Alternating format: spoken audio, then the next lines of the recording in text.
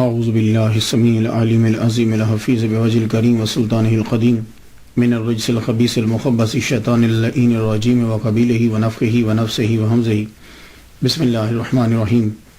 تمام نبیوں کے سردار حضرت محمد صلی اللہ علیہ وآلہ وسلم اور تمام مذاہب کے سردار دین اسلام کے پیروکاروں، السلام علیکم طبتم رحمت اور برکتیں۔ السلام حضور صلی اللہ علیہ وآلہ وسلم کی ذات پر اور دنیا کے عظیم ماں باپ حضور صلی اللہ علیہ وسلم کے ماں باپ حضرت آمینہ، حضرت عبداللہ۔ بڑے عرصے کے بعد آپ سے پھر سامنا ہو رہا ہے۔ اصل میں جس ہستی پہ گفتگو کرنا چاہتا تھا اپنے آپ کو اس قابل ہی نہیں سمجھ پا رہا تھا، اتنی عظیم ہستی، لیکن پھر سمجھا کہ چلو جو کچھ میرے پاس ہے میں ان کی بارگاہ میں لے کے حاضر ہو جاتا ہوں۔ آج 32ویں مرحلے میں گفتگو داخل ہوئی۔ چونکہ میں نے امام احمد بن حنبل رحمۃ اللہ علیہ پہ گفتگو کی تھی اس سے پہلے، تو امام احمد بن حنبل جو مشہور ہوئے، میں کہتا ہوں کہ ان میں ایک عبد القادر جیلانی رحمۃ اللہ علیہ کی ہستی بھی سبب ہے۔ غوث اعظم جنہیں الغوث الاعظم جنہیں کہا جاتا ہے، قندیل نورانی، شہباز لامکانی، قندیل نورانی، الشیخ سید عبد القادر گیلانی الحسنی والحسینی رحمۃ اللہ علیہ الحنبلی۔ ان گفتگو آگے بڑھانے سے پہلے وہ جو ہمارا طریقہ ہے، ذرا نام پہ گفتگو ہو جائے۔ آپ کا جو نام بولا جاتا ہے، ویسے تو 99 نام ہیں آپ کے، صفاتی نام جو ہیں وہ بولے گئے، عقیدت ہے۔ ویسے جو لکھا جاتا ہے سید محی الدین عبد القادر گیلانی حنبلی اشعری الحسنی والحسینی رحمۃ اللہ علیہ۔ یہ وہ چیزیں جو ضروری آپ کے اس میں گرامی کے اندر آتی ہیں۔ سب سے پہلے سید ہے، یہ ہمارے معاشرے کے اندر اس کو سید بولا جاتا ہے۔ دیکھیے میں آپ لوگوں کی غلط نہیں نکالتا، لیکن بتلا دیتا ہوں کہ یہ کچھ ایسا بھی ہے۔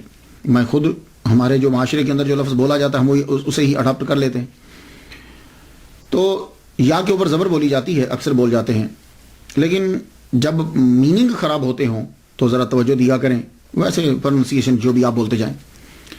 سید جو ہے، یہ لفظ السید، اس کی جمع اسیاد آتی ہے اور سیائد بھی آتی ہے۔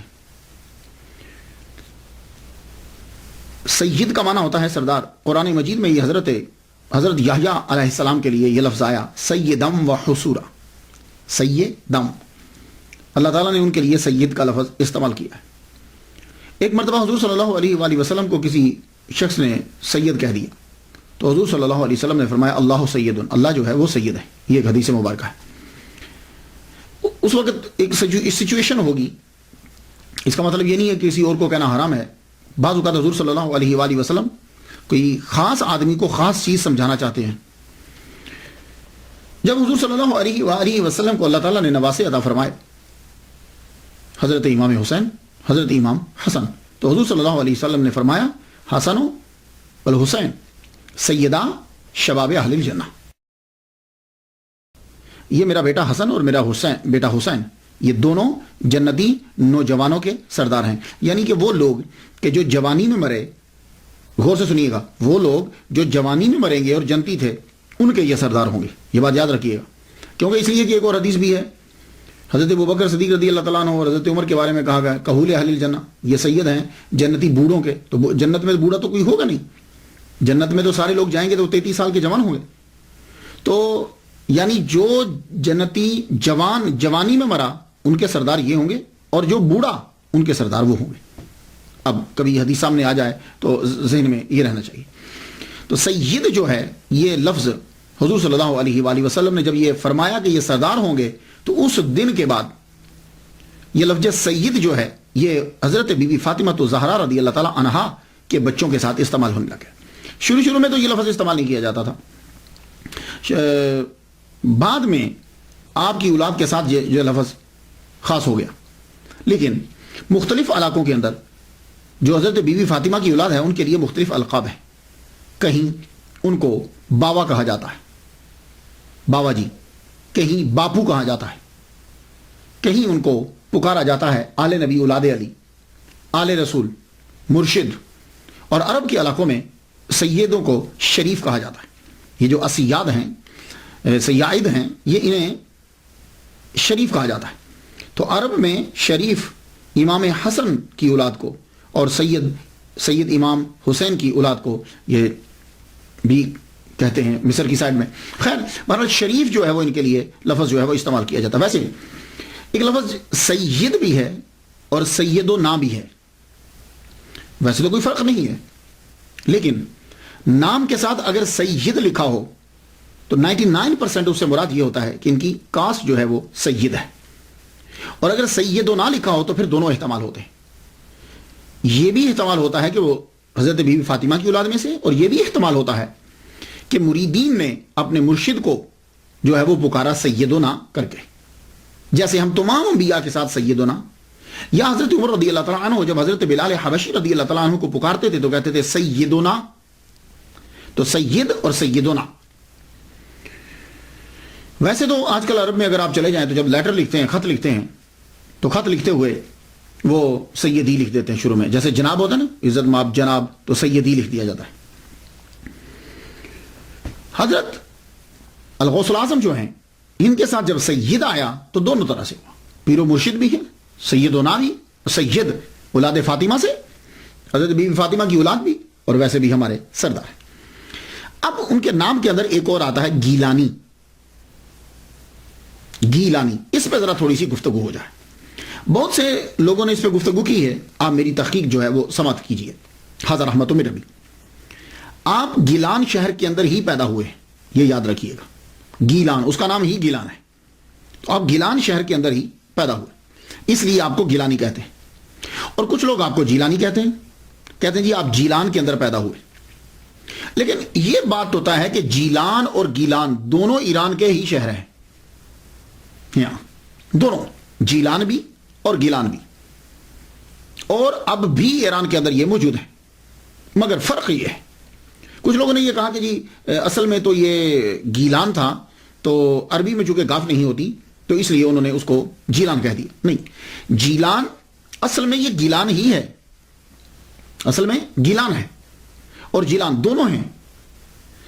تو جیلان گیلان، گیلان جیلان نہیں، ایسا نہیں، دونوں قصبے ہیں. لیکن دونوں میں فرق یہ ہے کہ جیلان جو ہے یہ قصبہ ہے اور گیلان جو ہے یہ صوبہ ہے.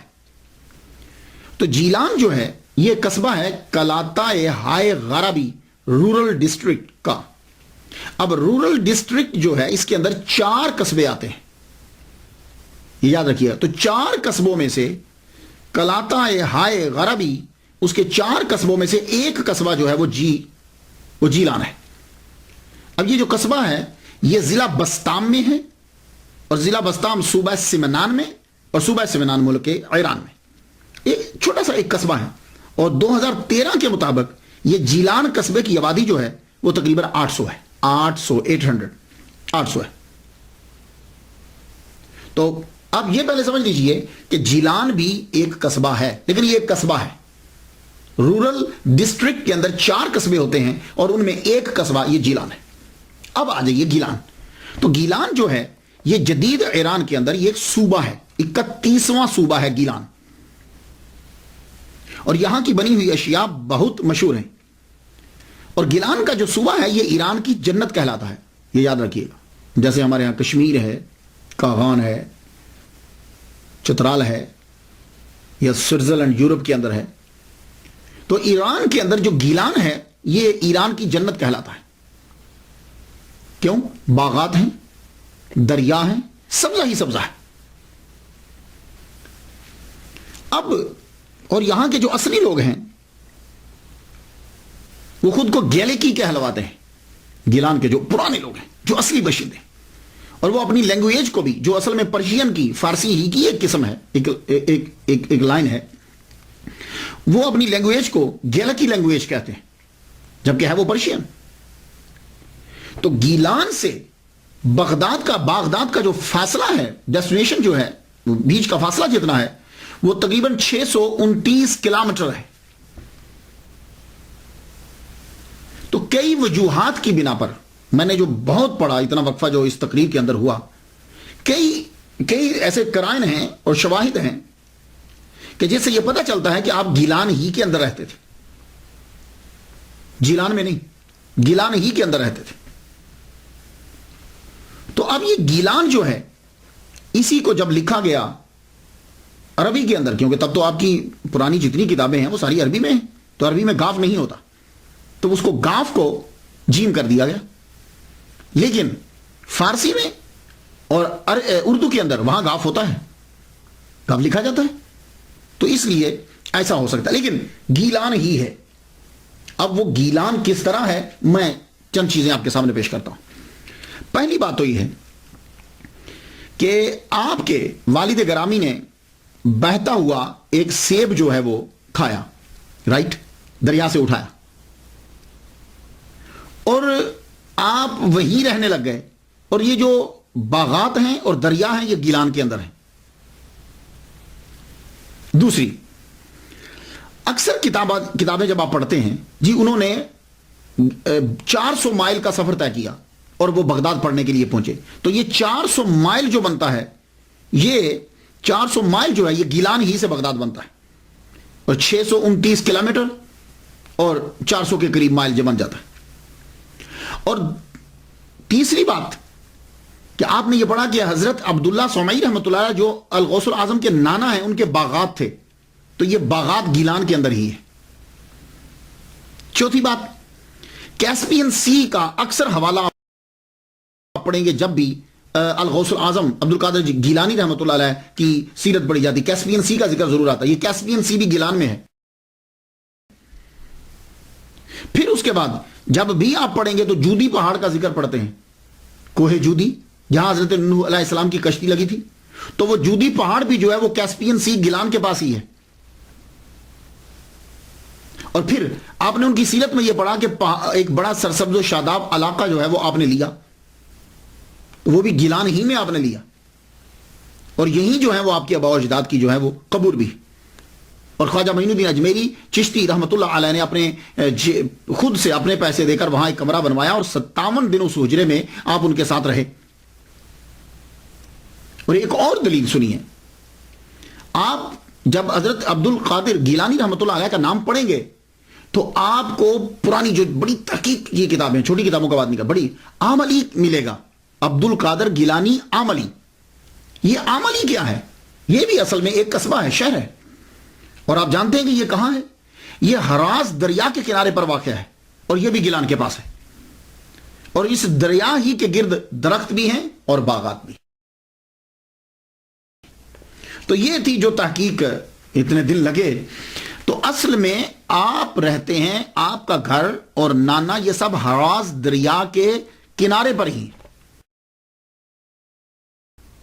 اور یہ گیلان میں ہے، کیسپین سی وہیں ہے، کوہ جودی وہیں ہے، تو یہ اصل میں آپ گیلانی ہیں، اور وہیں سے 400 مائل کا سفر بنتا ہے۔ اب آ جائیے حنبلی۔ حضرت عبد القادر گیلانی رحمۃ اللہ علیہ کے ساتھ حنبلی آتا ہے۔ یہ حنبلی کیا ہے؟ امام احمد بن حنبل، ان کے دادا کا نام تھا حنبل۔ حنبل کا معنی کیا ہوتا ہے؟ حنبل کا معنی ہوتا ہے لوبیا کھانا۔ لوبیا سمجھتے ہیں؟ وہ کڈنی بینز جو ہوتے ہیں، وہ گردے کی شکل کے جو ہیں، انہیں لوبیا کہتے ہیں، کڈنی بینز۔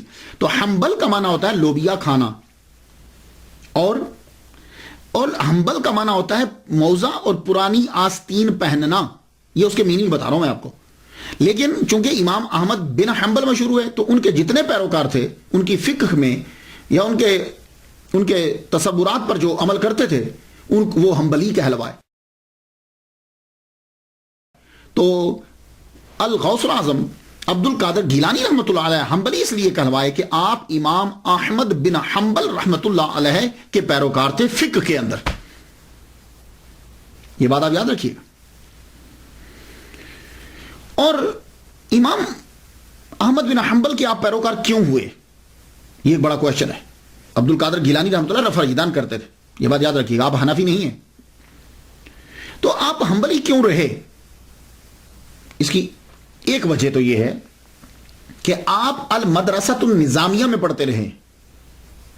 المدرسۃ النظامیہ کے اندر حنابلہ اور شوافع اور اشعری ان کا فلسفہ پڑھایا جاتا تھا، دونوں کی فقہ پڑھائی جاتی تھی، ایک بات۔ دوسری بات یہ ہے کہ آپ کے جو پیر و مرشد اور آپ کے جو استاد ہیں ابو سعید مبارک مخرمی، جس کو مخزومی پڑھتے ہیں، وہ مخزومی لفظ نہیں ہے، مخرمی رحمت اللہ علیہ جو ہے وہ بھی حنبلی ہیں.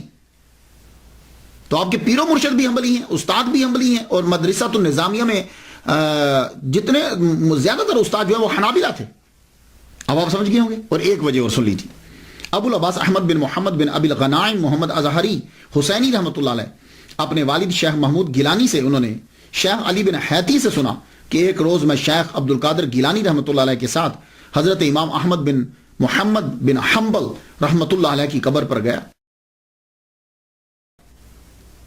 تو میں کیا دیکھتا ہوں کہ جو ہی عبد القادر گیلانی رحمۃ اللہ علیہ امام احمد بن حنبل رحمۃ اللہ علیہ کی قبر انور پر پہنچے تو آپ اپنی قبر سے باہر نکل آئے. اللہ اکبر جل شان. آپ اپنی قبر مبارک سے باہر نکل آئے اور شیخ عبد القادر گیلانی رحمۃ اللہ علیہ کو اپنے سینے سے لگایا اور خلعت عطا فرمائی. اب آپ سمجھ گئے اس وجہ سے آپ جو ہیں وہ حنبلی آپ کے نام کے ساتھ لگتا ہے. اور الحسنی والحسینی، حسنی اور حسینی بھی کہتے ہیں. اس کی وجہ آپ کی والدہ ام الخیر فاطمہ بنت عبداللہ سمعی امام حسین رضی اللہ تعالیٰ عنہ کی اولاد سے آپ کی والدہ جو ہے، اور اس لیے آپ کو حسینی کہا جاتا ہے. اور آپ کے والد گرامی سید صالح امام حسن کی اولاد سے تھے، اس لیے آپ کو حسنی کہا جاتا ہے. اور آپ نجیب الطرفین سید ہیں. اللہ اکبر. اللہم صلی علی سیدنا محمد و ابوی محمد و آل محمد و اصحاب محمد وبارک وسلم. کتنی بات ہے کہ نجیب الطرفین، سید تو ویسے ہی وراء الورا ہے، لیکن نجیب الطرفین اور الغوث العظم آپ کے نام کے ساتھ. یہ الغوث العظم تو اتنا مشہور ہو گیا ہے کہ اگر آپ صرف بول دو الغوث العظم تو فوراً سمجھ میں آتا ہے کہ عبد القادر گیلانی رحمۃ اللہ علیہ کا ذکر ہو رہا ہے. یہ الغوث العظم جو ہے ایک ٹائٹل آپ کا بن گیا. لیکن میں یہاں عرض کرتا جاؤں، ہو سکتا ہے کہ میرے کچھ دوست، میرے سننے والے جو ہیں وہ یہ کہیں، میرے کچھ دوست اب آپ جب الغوث العظم کو سنیں کہیں یا کسی بندے کے پاس بیٹھیں تو وہ پریشان ہو جائیں اور کہیں کہ یار نہیں یہ تو شرک ہے. تو میں عرض یہ کرنا چاہوں گا، اگر آپ قرآن مجید کی اسٹڈی کریں، قرآن مجید کو پڑھیں، تو بہت سے الفاظ ایسے ہیں کہ اللہ تعالیٰ نے وہ اپنے لیے بھی استعمال کیے ہیں اور اپنے بندوں کے لیے بھی وہ استعمال کیے. یہ اگر فلسفہ آپ کی سمجھ میں آ جائے تو پھر یہ الغوث العظم، مشکل کشا، یہ الفاظ جو ہیں وہ آپ کو ڈسٹرب نہیں کریں گے. بس پہلے آپ نے یہ سمجھنا ہے کہ کیا اللہ تعالیٰ نے وہ الفاظ کے جو اپنے لیے خاص کیے تھے، کیا وہ اس نے وہ بندوں پر استعمال کیے ہیں کہ نہیں کیے. یہ اگر آپ قرآن مجید سے پڑھ لیں تو آپ پر جو ہے یہ حقیقت واضح ہو جائے گی. یہ مسئلہ آپ کو کبھی ڈسٹرب نہیں کرے گا. قرآن مجید کے اندر بہت سے ایسے الفاظ ہیں کہ جو اللہ کے لیے ہیں لیکن وہ بندوں کے لیے استعمال ہوئے ہیں. سب سے پہلا لفظ جب آپ نے سورہ فاتحہ پڑھی تو الحمدللہ رب العالمین ہے. یہ لفظ رب ہے نا، جو یہ اللہ نے اپنے لیے استعمال کیا قرآن مجید کے اندر. جتنے انبیاء کرام ہیں جب بھی انہوں نے دعا مانگی انہوں نے ربنا کہہ کے دعا مانگی. اس لیے کہا جاتا ہے کہ جب بھی دعا مانگو ربنا کہہ کے دعا مانگو، کیونکہ جب ربنا سے دعا مانگتے ہو اللہ تعالیٰ خوش ہوتا ہے اور اللہ دعا قبول کرتا ہے. ربنا آتنا فی الدنیا. تو یہ رب جو ہے یہ لفظ خاص ہے، لیکن سورہ یوسف پڑھتے ہوئے آپ کو یہ ملے گا کہ یہی لفظ رب تعالیٰ کا رب جو ہے حضرت یوسف علیہ السلام نے وہ جو شراب پلانے والا تھا اس کے بادشاہ کے لیے استعمال کیا. چاہیے سورہ یوسف پڑھ لیجئے. وَيَسْقِي رَبَّهُ خَمْرًا، وہ اپنے رب کو شراب پلائے گا. یہ میں قرآن سے پڑھ رہا ہوں، میں حدیث نہیں پڑھ رہا. تو یوسف علیہ السلام نے لفظ رب کو کس کے لیے استعمال کیا؟ وہ جو شراب پلانے والا ساقی ہے اس کے بادشاہ کے لیے استعمال کیا. تو رب اس کے لیے بھی ہے اور ابھی بھی قرآن میں موجود ہے، یہ نہیں کہ اس کو کاٹا گیا ہے. رب العالمین بھی موجود ہے اور وَيَسْقِي رَبَّهُ دونوں کے دونوں موجود ہیں. تو اب وہ رب دونوں جگہ استعمال ہوا. اسی طرح آپ کیا ہیں، میں آپ سے پوچھوں آپ کیا ہیں تو آپ کہیں گے میں مومن ہوں. تو یہ لفظ مومن اللہ تعالیٰ نے اپنے لیے بھی استعمال کیا ہے اور قرآن مجید میں آپ دیکھ لیجئے، سورہ حشر میں جائیے، الملک القدوس السلام المومن، اللہ مومن ہے. تو پھر آپ کیا ہوئے؟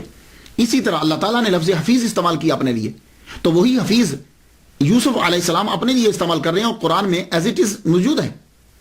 انی حفیظ علیم، حفیظ بھی اور علیم بھی دونوں الفاظ اللہ کے لیے قرآن میں استعمال ہوئے اور دونوں یہاں استعمال ہو رہے ہیں.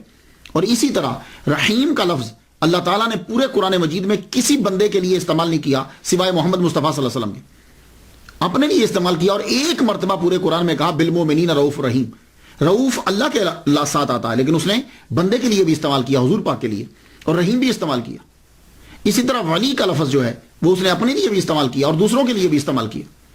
تو یہ دیکھیے، ویسے اگلے کو مارنا ہو تو جو مرضی یک طرفہ ڈال دیا جائے، لیکن حقیقت یہ ہے کہ بہت سے الفاظ ایسے ہیں کہ اللہ نے اپنے لیے بھی استعمال کیے اور بندوں کے لیے بھی استعمال کیے۔ اب یہاں آپ فرق کیسے کریں گے؟ کہ آپ مشرک قرار دے دیں گے اس بندے کو؟ نہیں، تو پھر آپ فرق کریں گے کہ اللہ کے لیے وہ لفظ جو استعمال ہوتا ہے وہ حقیقی معنی میں استعمال ہوتا ہے، اور بندے کے لیے جو وہ لفظ استعمال ہوتا ہے وہ ایک خاص وقت، خاص شے اور مجازی طور پر استعمال ہوتا ہے، یعنی قیود کے ساتھ استعمال ہوتا ہے۔ تو اللہ کے لیے وہ لفظ قیود کے ساتھ استعمال نہیں ہوتا۔ اب فرق واضح ہو گیا حقیقت اور مجاز کا۔ تو یہی سلسلہ جو ہے الغوث الاعظم ہے، یہ ٹائم ہے، قیود ہے اور مجازی طور پر ہے، یہ بات یاد رکھیے گا۔ یہ اگر فرق نہیں کریں گے تو پوری دنیا مشرک بن جائے گی، یہ بات یاد رکھیے گا۔ اب اگر الغوث الاعظم کہنے سے آدمی مشرک ہوتا ہے تو پھر حضرت ابو بکر صدیق کے ساتھ صدیق اکبر لگتا ہے، پھر آدمی صدیق اکبر کہنے سے بھی مشرک ہوگا۔ کیوں؟ اس لیے کہ قرآن مجید کے اندر اللہ تعالیٰ نے یہ کہا ہے وَمَنْ أَصْدَقُ مِنَ اللَّهِ، اللہ سے بڑھ کر کون سچا ہے؟ ٹھیک ہے، تو آپ کہہ رہے ہیں کہ ابو بکر صدیق اکبر، وہ صدیق اکبر ہیں، تو اللہ تو سب سے سچا ہے، اللہ تعالیٰ سے تو سچا کوئی نہیں، تو پھر صدیق اکبر انہیں کیوں کہا گیا؟ پھر اسی طریقے سے فرق کرنے والا تو اللہ تعالیٰ ہے حق و باطل کے درمیان، تو حضرت عمر فاروق رضی اللہ تعالیٰ عنہ کو فاروق کیوں کہتے ہیں؟ یہ بھی شرک ہوگا۔ اسی طرح اللہ قرآن میں کہتا ہے کہ ان اللہ غنی وانتم الفقراء، اللہ غنی ہے اور تم فقیر ہو، تو آپ پھر لوگ سب عثمان غنی عثمان غنی کیوں کہتے ہیں؟ اسی طرح قرآن مجید کے اندر آتا ہے وَهُوَ الْعَلِيُّ الْعَظِيمُ، وہ علی ہے، اللہ علی ہے، تو آپ حضرت علی کو علی کیوں کہتے ہیں؟ تو یہ دیکھیے، وہ جو بزرگان دین تھے نا، ان کے سامنے سب چیزیں ہوتی تھی، وہ پھر ایک نتیجہ نکالتے تھے جہاں سے کہیں سے اعتراض نہیں آتا۔ ہم کیا کرتے ہیں؟ ہم اگلے آدمی کو مارنے کے لیے ایک چیز لے لیتے ہیں، باقی ساری چیزوں کو بند کر دیتے ہیں۔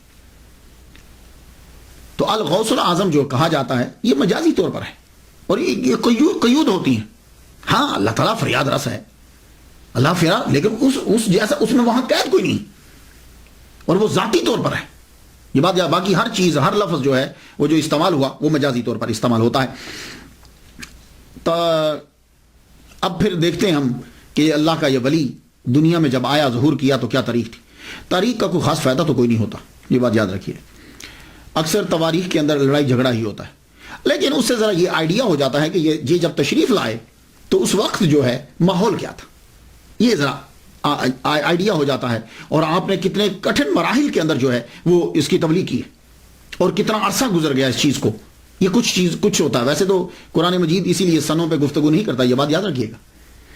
تو عبد القادر گیلانی رحمۃ اللہ علیہ کے بھی تواریخ تین بیان کی جاتی، 470، 471، 491، لیکن 491 والے نے تو ویسے ہی بہت ہی زور لگا دیا۔ اب یہ کوئی ضروری نہیں ہوتا کہ ایک آدمی ڈاکٹر ہے، ریسرچر ہے، ہو سکتا ہے اس کی کوئی پرابلم ہو۔ 470 اور 471 اس کے اوپر اکثریت جمع ہے، اور دلائل بھی اسی کے اوپر ہی ہیں کہ آپ 470 ہی میں آپ کی ولادت مبارک ہوئی۔ میں نے جو صاحب دلیل دے رہے تھے کہ جی 491 میں ہوئے ہیں، 470 اور 71 میں عبد القادر گیلانی رحمۃ اللہ علیہ پیدا نہیں ہوئے، تو دلیل انہوں نے یہ دی کہ شیخ سعدی رحمۃ اللہ علیہ جو ہیں وہ گلستان سعدی کے صفحہ 45 پہ لکھتے ہیں کہ عبد القادر گیلانی را دیدم، میں نے عبد القادر گیلانی رحمۃ اللہ علیہ کو دیکھا در حرم کعبہ میں نے دیکھا کہ کنکریوں کے اوپر اپنے چہرے کو رکھے ہوئے اللہ کی بارگاہ میں رو رہے تھے۔ تو بھائی سنو یار، شیخ سعدی رحمۃ اللہ علیہ ہو سکتا ہے کہ جس طرح 470 اور 471 جو ہے اس کے اندر تبدیلی ہو سکتی ہے، تو کیا دیدم اور دیدند میں نہیں ہو سکتی؟ دیدند اور دیدند میں نہیں ہو سکتی ہے۔ اور دوسری بات ہے پاسبلٹی نہیں ہے۔ وجہ یہ ہے الغوث الاعظم کی تاریخ بدائے 470 ہی ہے۔ وجہ یہ ہے کہ آپ کی ولادت سے 5 سال قبل، غور سے سنیے گا، آپ کی ولادت سے 5 سال قبل داتا گنج بخش علی حجویری رحمۃ اللہ علیہ دنیا سے رخصت ہو گئے۔ یہ باتیں سننے والی ہوتی ہیں، اس پہ بہت۔ عبد القادر گیلانی رحمۃ اللہ علیہ 470 ہی میں پیدا ہوئے۔ وہ کیسے؟ کہ آپ کی ولادت سے 5 سال قبل جو ہیں وہ داتا گنج بخش علی حجویری رحمۃ اللہ علیہ دنیا سے رخصت ہو گئے۔ اور یہ تبھی ہو سکتا ہے، اور اب عبد القادر داتا گنج بخش علی حجویری رحمۃ اللہ علیہ جو ہے ان کا وصال 465 ہجری میں ہوا ہے. تو یہ 5 سال تبھی بن سکتے ہیں جب عبد القادر گیلانی رحمۃ اللہ علیہ 470 میں پیدا ہو. سن لیا آپ نے؟ یہ ہزار احمد تو میرا بھی، میں نے اس پہ بہت ریسرچ کی، کیونکہ ایک بہت بڑے ڈاکٹر صاحب تو انہوں نے اتنی موٹی کتاب لکھ دی کہ نہیں 491 میں ہوئے، 470 ہی ہے. اور 5 سال کے بعد آپ جو ہیں وہ پیدا ہوئے ان کی رخصت سے، اور وہ 465 میں ہے، تو یہ 470 تک بنے گا. خاندان جو ہے عبد القادر گیلانی رحمۃ اللہ علیہ کا خاندان، عظیم خاندان، سادات کا خاندان، اللہ اکبر، اس خاندان کو سلام. نجیب الطرفین سید، اور کردار کی کمال تک پہنچے ہوئے، ماں باپ بھائی نانا، اللہ اکبر جل شانہ. الغوث العظم کا نانا سید عبداللہ سومئی رحمۃ اللہ علیہ حسینی سید ہے، اور آپ کے والد گرامی سید ابو صالح موسیٰ رحمۃ اللہ علیہ یہ حسنی سید ہے. ان کی شادی کا واقعہ بھی بڑا عجیب ہے.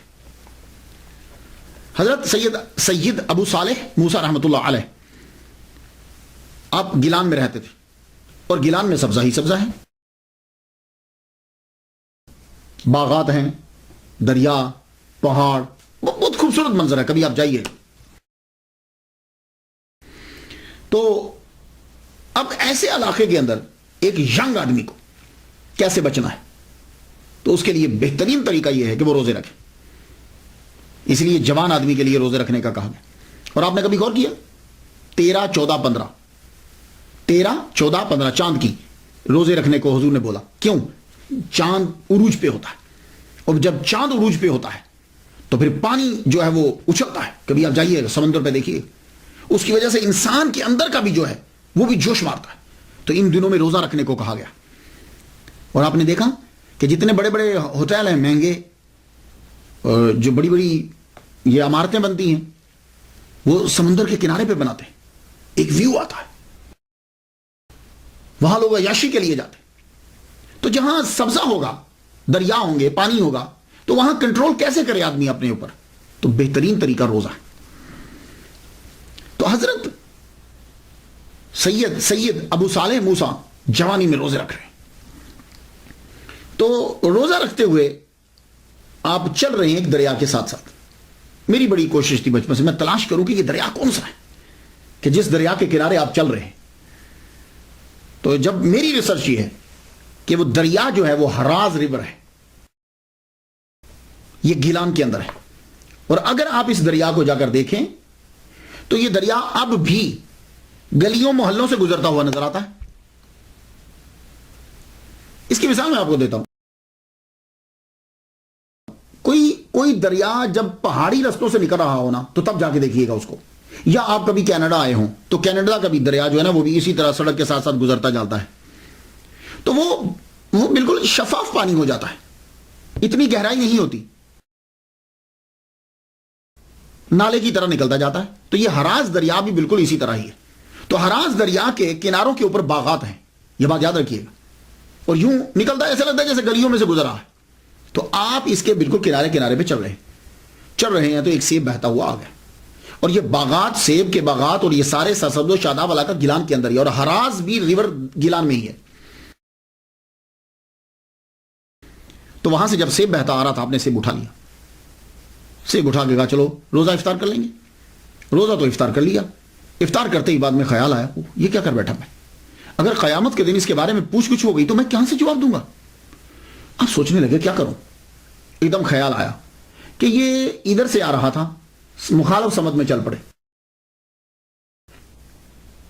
جدھر سے وہ آ رہا تھا سیب، تو اب جب وہ چل پڑے تو ایک جگہ پہ پہنچے. ابھی بھی آپ جا کے دیکھیں تو ہراز ریور کے گرد میں باغات اور شاخیں اور درخت آپ کو نظر آئیں گے.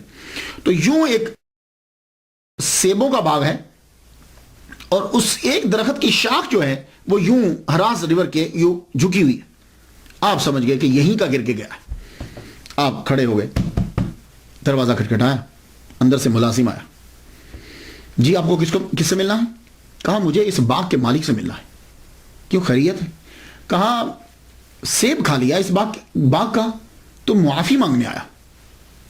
ملازم کی بھی عمر گزر چکی تھی، نوجوان کا چہرہ دیکھتے ہوئے اچھا حیران ہوتا ہوا واپس چلا گیا. جا کے اندر مالک کو بتایا، مالک باہر ایک نوجوان آیا ہے، ہمارے باغ کا کہیں سیب گر گیا تھا دریا میں، کہتا ہے کہ مجھے معاف کروانا ہے۔ آپ بھی مسکرائے، کہا کہ اچھا۔ آپ آئے دروازے پہ، دروازہ کھولا، سب سے پہلے لڑکے کو یوں سر سے لے کے پاؤں تک اسے دیکھا، دیکھے پوچھنے کہ تمہارا نام کیا ہے؟ کہا میرا نام جو ہے وہ سید ابو صالح موسیٰ، امام حسن کی اولاد سے ہوں۔ تو کیا کہہ رہے تھے تم؟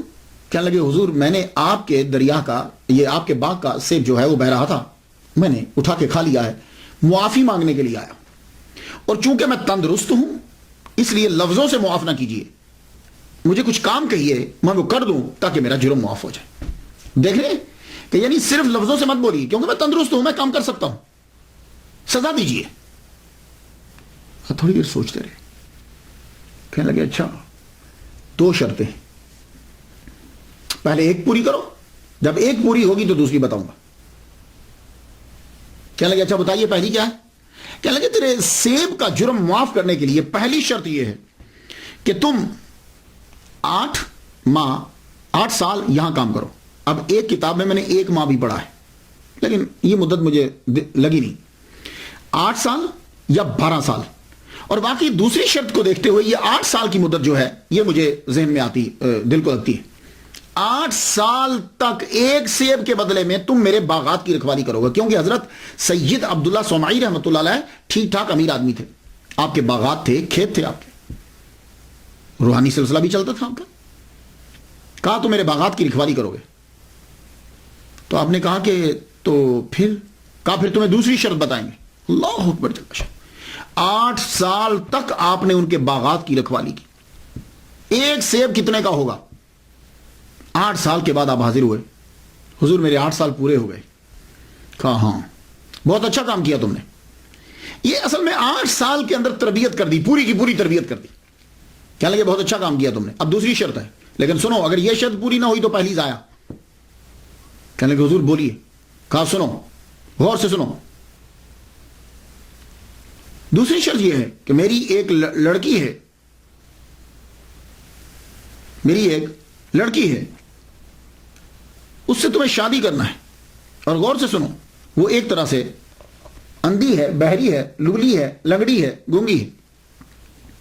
یہ لفظ ایک طرح سے سنے، لیکن جب آدمی بولتا ہے تو آدمی کا دھیان بڑی چیز پر ہوتا ہے، وہ بیچ کے لفظوں میں سے نکل جاتا ہے۔ آپ نے بڑی تیزی سے فرما دیا ایک طرح سے گونگی ہے، اندھی ہے، لولی ہے، لنگڑی، تمہیں شادی کرنا ہے اسے۔ کہا جی پھر میرا یہ جرم معاف ہو جائے گا؟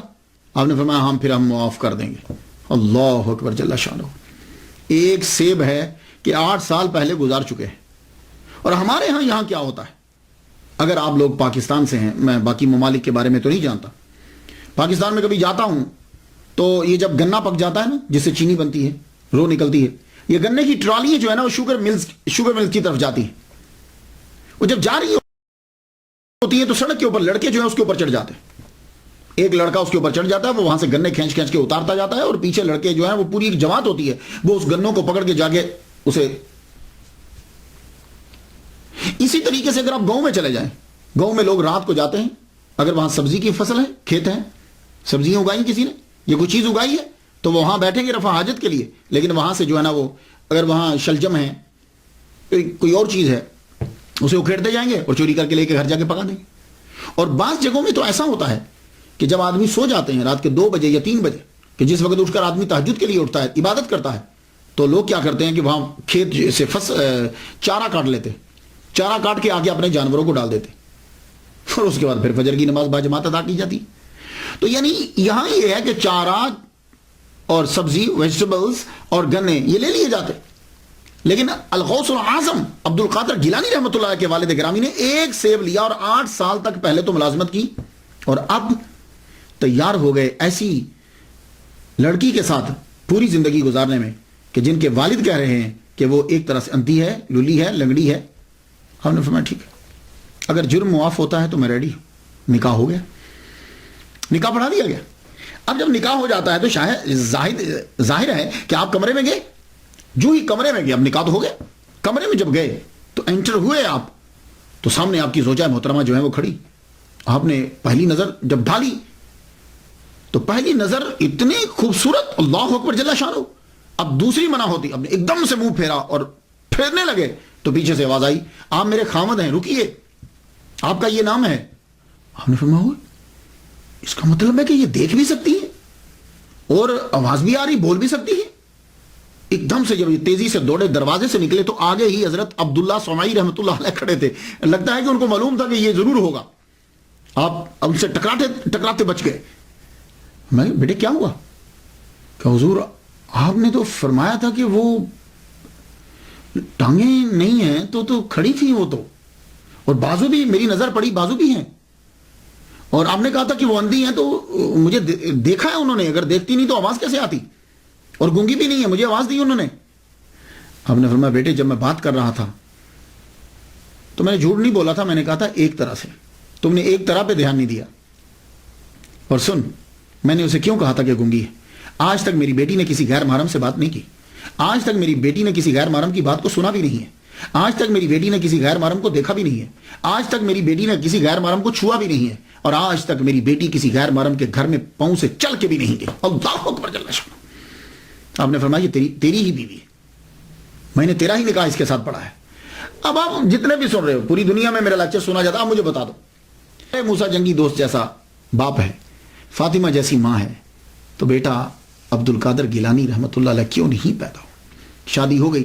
اب یہاں میں تلاش کرتا ہوں تو کتب میں مجھے نہیں ملتا کہ وہ شادی کے بعد وہیں رہے یا کہیں اور رخصت ہو گئے، لیکن میں نے جتنا پڑھا ہے اور باتوں سے اندازہ مجھے یہی ہوتا ہے کہ آپ وہاں سے گئے نہیں۔ ہاں، آپ کے نانا جو ہیں، الغوث الاعظم کے نانا جو ہیں، انہوں نے مکان علیحدہ لے دیا، یہ ہے، رہے وہیں، اسی علاقے میں آپ رہے، کیونکہ بات کی جو چیزیں اس بات پر دال ہیں کہ آپ اپنے نانا، آپ وہی رہے، سسر کے پاس ہی رہے۔ 60 سال جب عمر ہو گئی تو اللہ تعالیٰ نے احسان کیا، الغوث الاعظم کی ولادت ہوئی، اور یہ بھی بہت بڑی کرامت ہے۔ 60 سال کی عمر کے اندر بچے کی ولادت ایک ناممکن سی بات ہوتی ہے، یعنی مشکلات میں آ جاتا ہے، اور آپ کی یہ کرامت ہے کہ جب آپ کی 60 سال عمر ہوئی تو اللہ تعالیٰ نے آپ کو بیٹا عطا کیا، اور وہ بیٹا کون ہے؟ وہ بیٹا دنیا میں مشہور ہوا، الغوث الاعظم شیخ سید عبد القادر گیلانی رحمۃ اللہ علیہ۔ 470 ہجری کے اندر 1 رمضان المبارک کو آپ پیدا ہوئے۔ پورے رمضان المبارک میں صبح سے لے کے شام تک آپ دودھ نہیں پیتے۔ یہ تقوینی ولی ہونے کی نشانی کہ آپ پیدائشی ولی ہیں۔ آپ نے 17 سال گیلان میں گزارے، اللہ اکبر جل جلالہ۔ آپ کی عمر 11 سال ہوئی تو آپ کے والد گرامی سید ابو صالح موسیٰ رحمۃ اللہ علیہ کا وصال ہو گیا۔ 481 ہجری میں آپ کا وصال ہوا اور آپ کو گیلان میں ہی دفنا دیا گیا، وہیں آپ کی قبر ہے، گیلان کے اندر۔ تو 11 سال کی عمر میں یتیم ہو گئے۔ اب 11 سے 18 سال تک عبد القادر گیلانی رحمۃ اللہ علیہ گیلان کے اندر ہی رہے۔ کیوں؟ والدہ بوڑھی ہے، پڑھنے کے لیے جاتے ہیں، حفظ تو والدہ محترمہ نے کروا دیا، نانا سے بھی ملاقات ہوتی ہے، باپ نے بھی پرورش کی، 11 سال تک تو تینوں کر رہے، 11 کے بعد ایک کم ہو گیا۔ آپ مکتب میں بھی پڑھنے کے لیے جاتے ہیں، اور فارسی زبان آپ کی مادری ہے، مکتب میں پڑھنے کے لیے جاتے ہیں۔ 18 سال آپ کی عمر ہوئی تو ایک دن والدہ ماجدہ سے آ کے کہتے ہیں، امی مجھے اجازت دے دو، میں بغداد جانا چاہتا ہوں۔ سوال یہاں یہ اٹھتا ہے کہ عبد القادر گیلانی رحمۃ اللہ علیہ 18 سال تک اپنی والدہ محترمہ کے پاس رہے، تو جانتے ہو کہ جب یہ 18 سال کے ہوئے تو والدہ محترمہ کی عمر کتنی ہوگی؟ 78 سال۔ تو آپ کی والدہ محترمہ 78 سال کی ہو گئی تو جا کر کہتے ہیں اماں مجھے اجازت دے دو کہ میں بغداد چلا جاؤں۔ یہ عمر تو تھی کہ عبد القادر گیلانی اپنی والدہ ماجدہ کے ساتھ رہتے۔ تو 78 سال کی عمر میں جب والدہ ہوئیں، پہلے 18 سال تک گیلان سے نہیں نکلے۔ کیوں نہیں نکلے؟ آپ کے نانا امیر آدمی ہیں، آپ وہاں سے نکلیں، لیکن نہیں نکل رہے۔ کیوں؟ اماں بوڑھی ہیں۔ تو پھر 18 سال میں جب 78 سال کی ہوگی تو اب کیوں نکلے؟ تو سن لیجئے،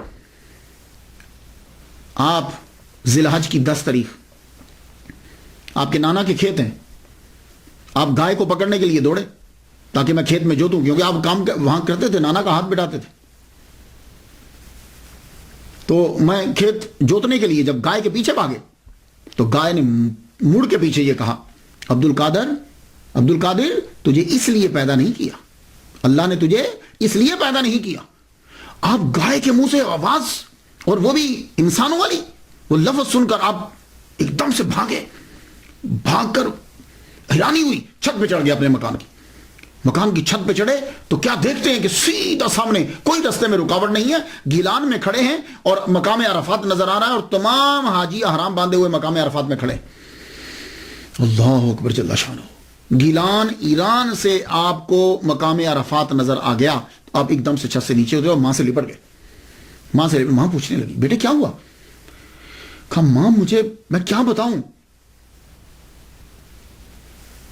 ماں بولی بیٹے بتاؤ کیا ہو رہا تیرے ساتھ، چپ گمسم رہتے ہو؟ اب بیٹھ کر اپنی والدہ محترمہ سے بیٹھ کے بات کرنے لگے، کہنے لگے ماں جب میں چلتا ہوں نا تو مجھے ایسے محسوس ہوتا ہے کہ میرے ارد گرد کوئی ہے، اور ماں جب میں پڑھنے کے لیے مدرسے جاتا ہوں نا تو آواز آتی ہے، ہٹو ہٹو ولی اللہ کو رستہ دو، اللہ کا ولی آ رہا ہے، ہٹو رستہ دو، جگہ دو۔ تو ماں میں کسی کو محسوس کرتا ہوں اپنے ساتھ، اور آج ماں گائے بھی بولی کہ عبد القادر تجھے اس لیے پیدا نہیں کیا، اور ماں میں چھت پہ چڑھا ہوں نا تو مجھے مقام عرفات نظر آیا۔ ماں کی آنکھوں میں آنسو آ گئے۔ کہا تو بیٹے، کہا ماں عرض کرتا ہوں کہ مجھے بغداد جانے کی اجازت دے دو۔ ماں نے سینے سے لگایا اور ماں رو پڑی، ماں کی آنکھوں میں آنسو آ گئے۔ کہا ماں روتی کیوں، میرے بغداد جانے سے رو رہی ہو؟ کہا نہیں بیٹے بغداد تو جاؤ، ماں خود ولیہ کاملہ ہے، بیٹے جاؤ۔ تو ماں روتی کیوں پھر؟ کہا بیٹے رو اس لیے رہی ہوں کہ جب تو پڑھ لکھ کے واپس آئے گا نا تو میں نہیں ہوں گی۔ کہا اچھا ماں میں جاؤں پھر؟ کہا ٹھیک ہے بیٹے جاؤ۔ ماں نے صدری لی اپنے بیٹے کی، وہ سلوکا جیسے سمجھتے ہیں سلوکا، وہ صدری لی، اس صدری کو بھاری کپڑا لگایا یہاں بغل کے نیچے، موٹا کپڑا لگا کے اس کے اندر 40 دینار اس کے اندر رکھ دیے۔ دینار سونے کا ہوتا ہے، وہ دینار ایک لمبے سفر کے لیے 40 دینار انف کافی ہوتے ہیں، تو آپ نے یہاں رکھ دیے اور بیٹے کو صدری پہنا دی، اور پہنانے کے بعد کہا جا بیٹے اب چلا جاؤ، جا کے بغداد پڑھ، بڑا عالم بن۔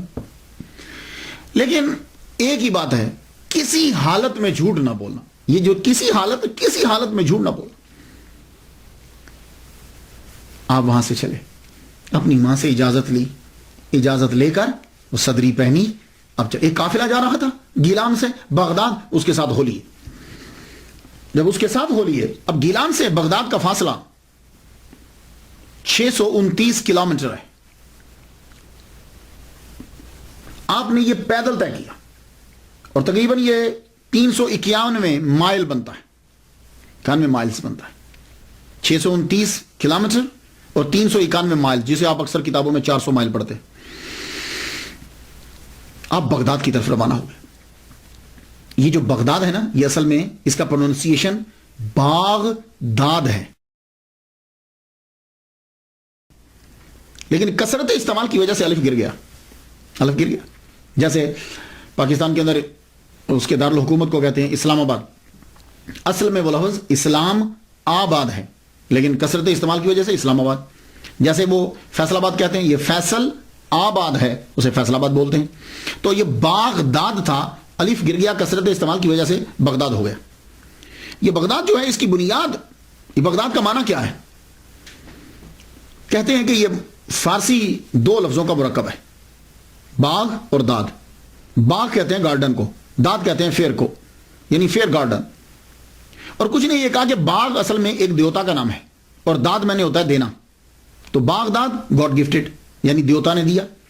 خیر جو بھی ہو، اس شہر کی بنیاد عباسی خلیفہ منصور کے کہنے پر رکھا گیا۔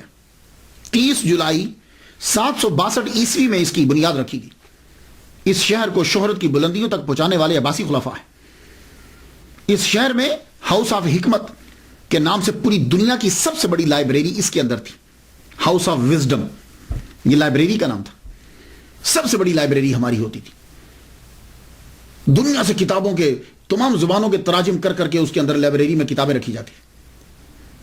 اور آج بھی عرب دنیا کا یہ دوسرا بڑا شہر ہے، پہلا قاہرہ ہے اور دوسرا یہ ہے عرب دنیا کا، اور اس کی آبادی 72 لاکھ 16,000 اس کی آبادی ہے. اب آپ بغداد کی طرف روانہ ہوئے تو اگر آج کے نقشے میں آپ دیکھیں نا تو گیلان سے بغداد جو ہے وہ راؤٹ تھوڑا سا چینج ہو, جسے روٹ بولتے ہیں, راؤٹ جو ہے وہ تھوڑا سا چینج ہے. پہلے اب تو بالکل سیدھی لائن یوں کھنچتی ہے نا, تو پہلے کیا تھا کہ جب یہ گیلان سے یوں چلتے تھے تو ایسے ہو کر پھر ایسے ہو کر آتے تھے. تو جب آپ گیلان سے یوں سیدھا چلے تو اس طرح سے, اب پتہ نہیں کیا راؤٹ تھا, میں اتنا پرانا مجھے معلوم نہیں ہے.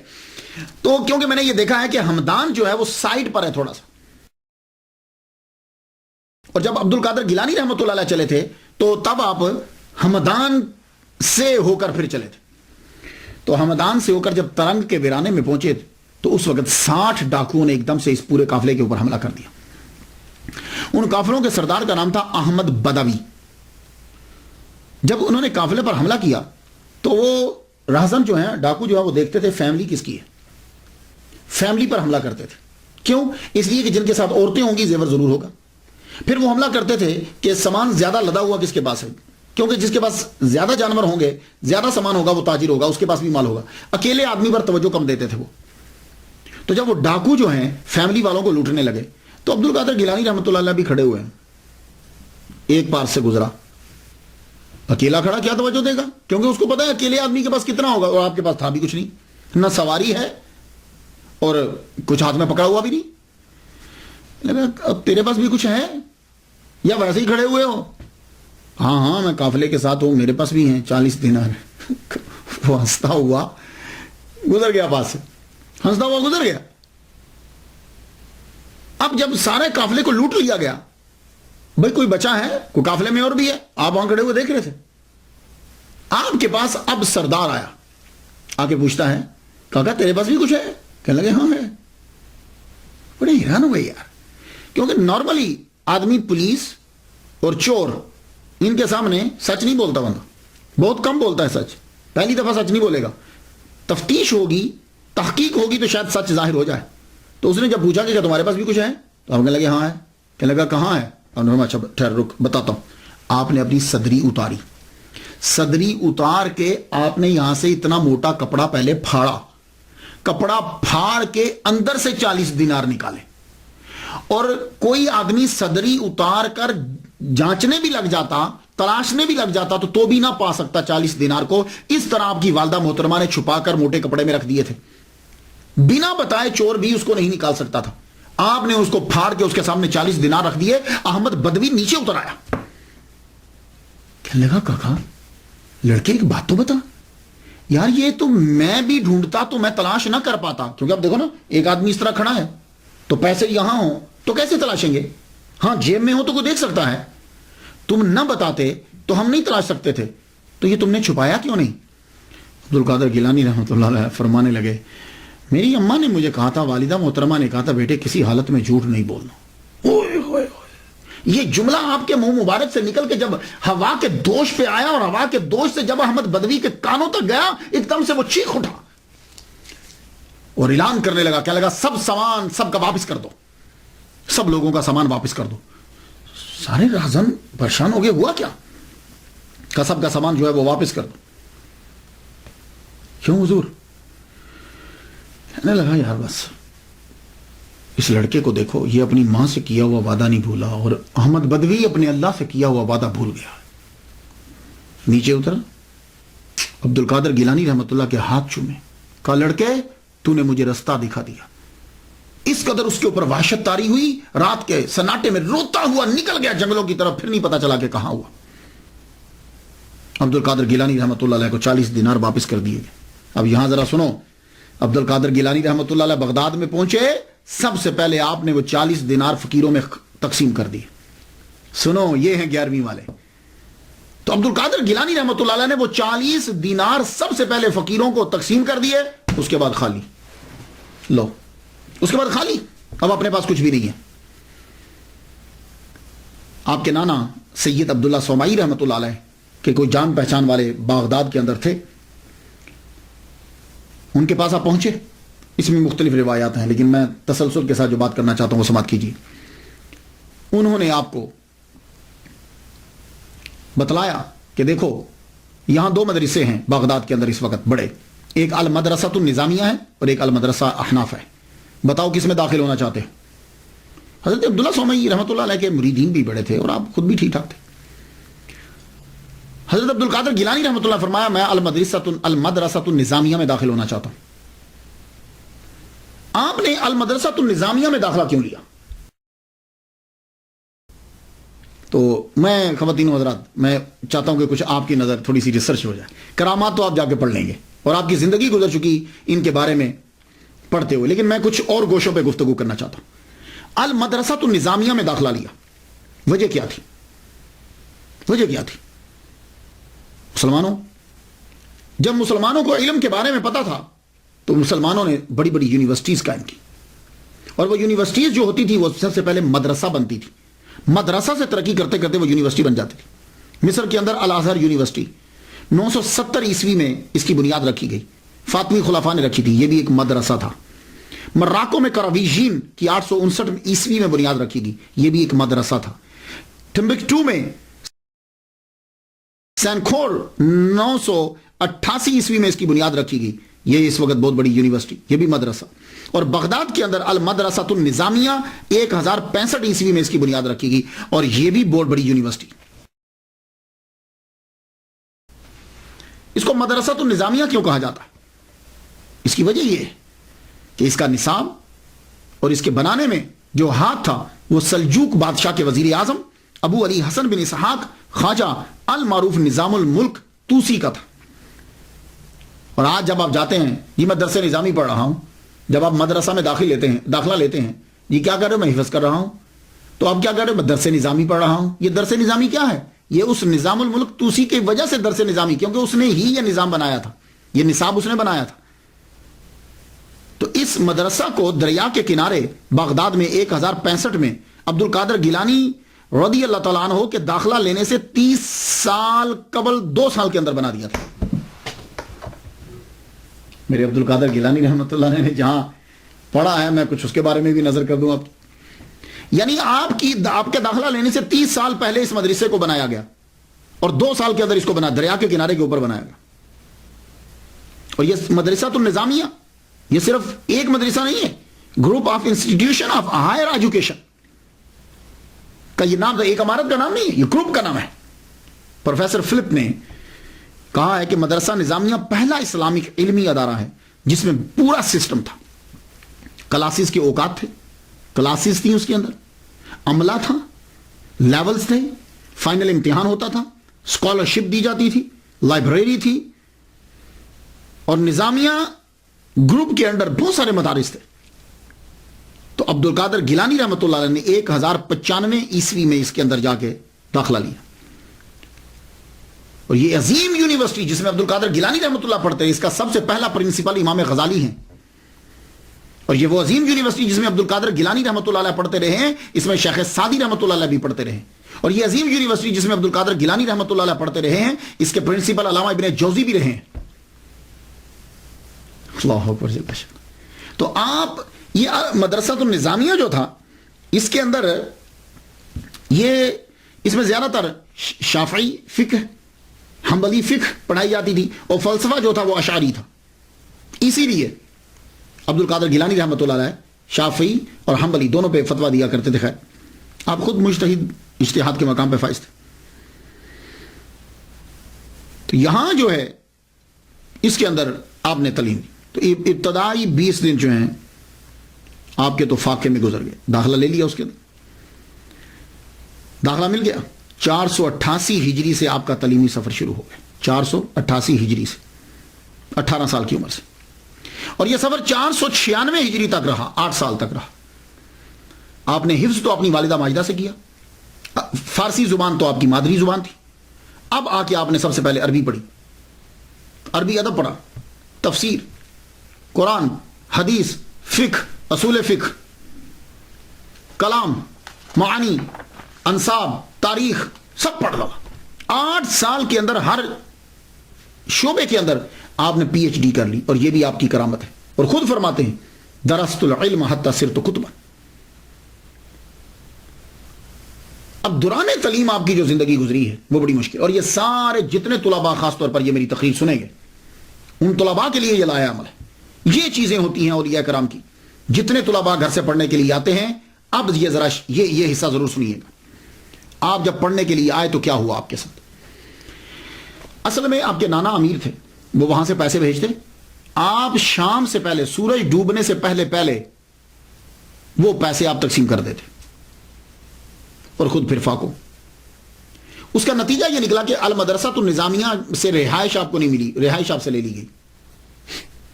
رہائش آپ سے لے لی گئی کیونکہ یہ مدرسہ جو ہے یہ ہائی لیول کا مدرسہ تھا. جیسے آج کل آپ ہارورڈ یونیورسٹی امریکہ بول لیں، آکسفورڈ یونیورسٹی لندن میں چلے جائیں، اسلامک یونیورسٹی پاکستان، اس طرح یہ ازہر یونیورسٹی میں چلی جائیں، تو بھائی فیسیں دینا پڑتی ہیں. تو آپ کیا کرتے تھے، جو پیسے آتے اسی وقت غریبوں کو دے دیتے، اور جتنے فقراء بیٹھے ہوتے خانقاہ میں جا کے دے دیتے، تو پھر باقی کیا بچتا، فیس کہاں سے دیں گے؟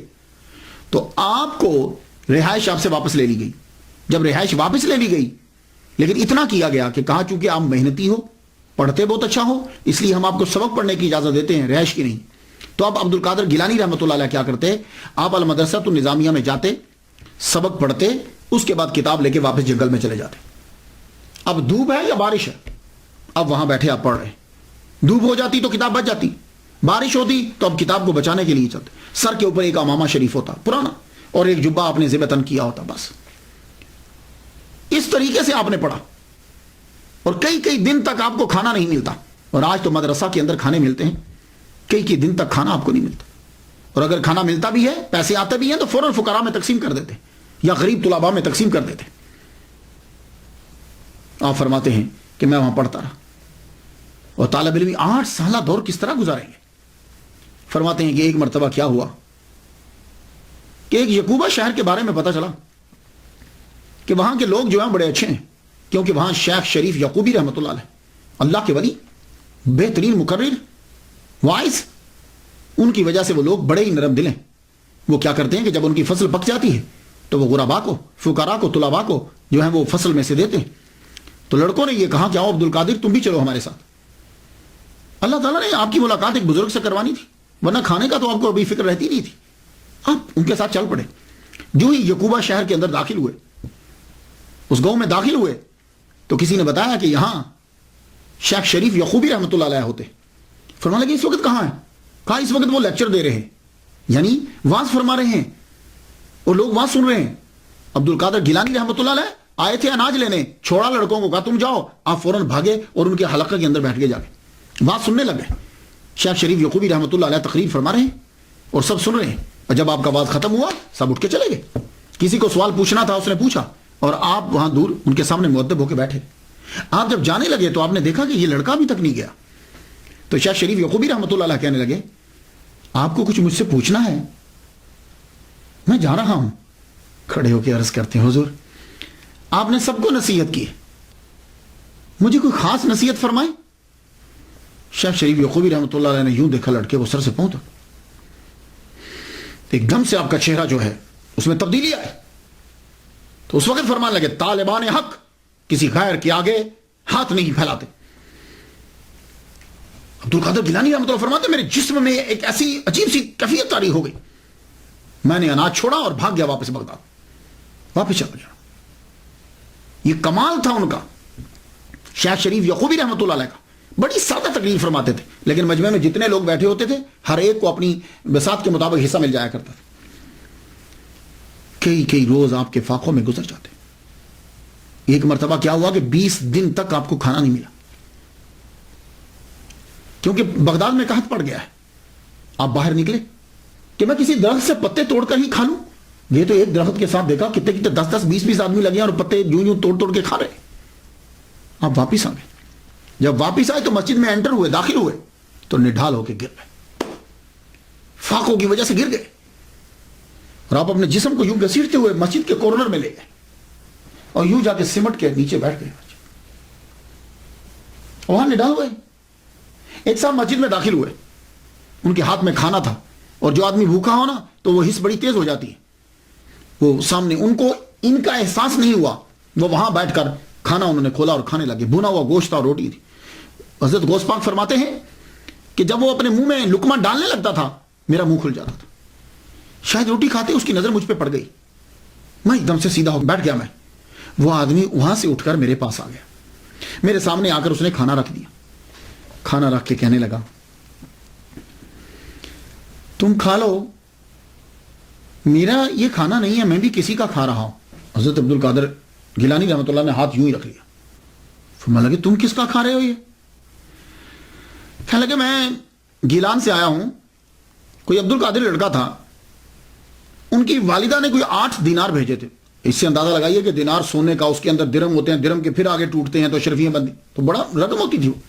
میں اس کو کئی دن سے تلاش کرا، میرا اپنا اثاثہ بھی جو ہے وہ صرف ہو گیا، اب میرے پاس اسی کے پیسے بچے تھے، میں اس کے 1 دینار کو توڑایا ہے اور میں یہ بھنا ہوا گوشت اور یہ روٹی لے کر آیا ہوں، وہ عبد القادر ملا نہیں ہے، چلو دونوں مل کے کھاتے ہیں، ملے گا تو معاف مانگ لیں گے۔ اب مسکرا پڑے، کہنے لگا کیوں مسکرا رہے ہو؟ کہا بے جھجک کھاؤ، عبد القادر میں ہی ہوں۔ آپ نے وہ تھوڑا سا کھانا کھایا، اس نے جو باقی پیسے تھے وہ دیے، عبد القادر گیلانی رحمۃ اللہ علیہ نے اسی وقت اٹھ کر وہ سارے پیسے باہر بانٹ دیے جا کے۔ اب بتاؤ، سارے پیسے باہر بانٹ دیے۔ لیکن اب سوال یہ ہوتا ہے کہ اگر عبد القادر گیلانی رحمۃ اللہ علیہ کسی سے مانگتے نہیں تھے، کام نہیں کرتے تھے، یہ جو آپ کا عرصہ ہے یہ بیچ کا، یہ کیسے گزرا؟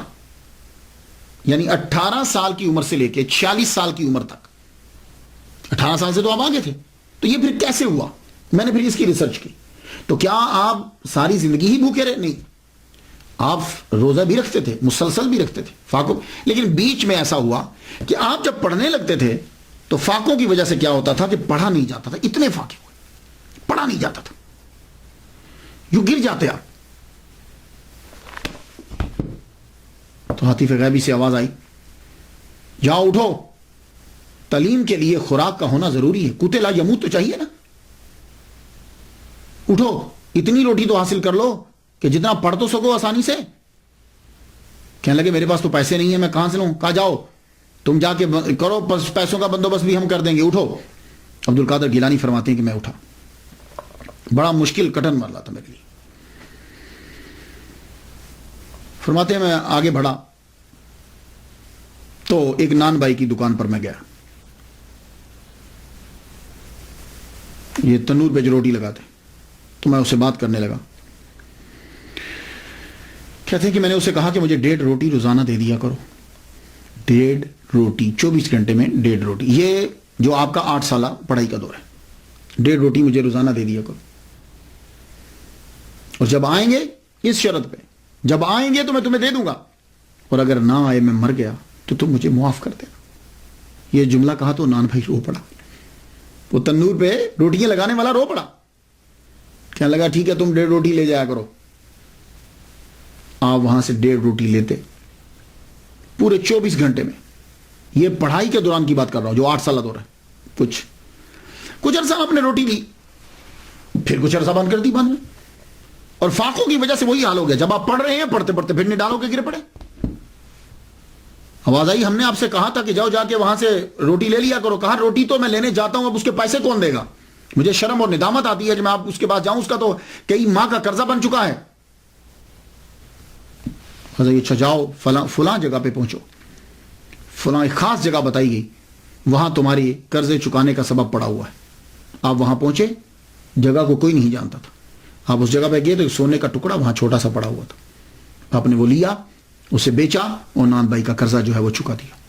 تو یہ میں نے آپ کو بتایا کہ آپ کی تعلیم کے دوران یہ سلسلہ بھی جو ہے جاری رہا، فقہ اور اصول فقہ آپ نے پڑھی محمد بن حسین بن محمد ابو الوفا علی بن عقیل حنبلی سے، قاضی ابو سعید محرمی حنبلی رحمۃ اللہ علیہ سے، ابو الخطاب محفوظ حنبلی رحمۃ اللہ سے، اور ادب آپ نے ابو زکریا یحییٰ بن علی سے پڑھا، حدیث آپ نے محمد بن حسن باقلانی، شیخ ابو سعید بن عبد القریم، شیخ ابو الغنائم محمد بن علی بن محمد، ابو طاہر عبد الرحمن بن احمد، محمد بن مختار الحاشمی، علی بن احمد القرخی، عبد القادر بن محمد بن یوسف، ان جیسے جید محدثین سے آپ نے حدیث کو پڑھا۔ اور یہ بھی آپ کی کرامت ہے کہ 8 سال کے اندر ہر علم کے اندر PhD کر لی۔ درست العلم حتی صرت قطبا، میں نے اتنا علم پڑھا کہ میں قطب بن گیا، اور قطب ولایت کے اندر سب سے اعلی درجہ ہے۔ اب 26 سے 46 سال، یہ 20 سال کا عرصہ بنتا ہے۔ اب آپ کا تصوف کی طرف رجحان تو خیر بچپن ہی سے تھا، اب تکوینی ولی ہے۔ تکوینی ولی وہ ہوتا ہے جو پیدائشی ولی ہو، تشریعی ولی وہ ہوتا ہے کہ جو عبادت کر کر کے ولی بنتا ہے۔ آپ تکوینی ولی ہیں، آپ کے بابا کی تربیت، آپ کی ماما کی تربیت، آپ کے نانا کی تربیت، اور خود آپ نے 18 سال جو گزارے، تصوف ہی تصوف ہے. لیکن پھر بھی آپ بغداد کے اندر ایک بہت مشہور خانقاہ تھی، وہ خانقاہ تھی حضرت حماد بن مسلم شامی رحمۃ اللہ علیہ کی، سما بغدادی. یہ شام کے رہنے والے تھے. انہوں نے علم کچھ نہیں پڑھا ہوا تھا، امی تھے، لیکن علم تو نہیں پڑھا تھا، لیکن باطنی میں ان سے کوئی بڑا نہ تھا. آپ ان کی محفل میں پہنچے. اب یہاں دو روایات ہیں، میں نے جو تحقیق کی مجھے دو طرح سے اشارے ملے کتابوں سے، معاف کیجیے گا، کتابوں سے دو طرح کے اشارے ملے. ایک تو یہ ہے کہ آپ جب بغداد آئے ہیں تو پہلے ان سے ملاقات ہوئی ہے کہ آپ انہی کی خانقاہ میں ٹھہرے. ایک یہ اشارہ کہ آپ جب تشریف لائے تو آپ نے یہ جو حضرت حماد بن مسلم ہے، یہ شام سے آ کر انہوں نے یہاں خانقاہ بنائی تھی، اور آپ کے پاس فقراء رہتے تھے، تو آپ ان کے پاس آئے. تو جب آئے تو آپ نے ان کو دیکھتے ہوئے فرمایا کہ تم ظاہری علم جا کر پڑھو، ظاہری علم پڑھو جا کر. اور آپ نے مدرسہ نظامیہ وغیرہ میں جا کے پھر داخلہ لیا. ایک یہ مجھے اشارہ کتابوں سے یہ ملا. مگر وقتاً فوقتاً آپ ان کے پاس آتے رہتے تھے، تعلیم کے دوران بھی آتے اور بیٹھتے. بہت سے تصوف کے مسائل اور مشکل جو چیزیں وہ حل ہوئی ان سے.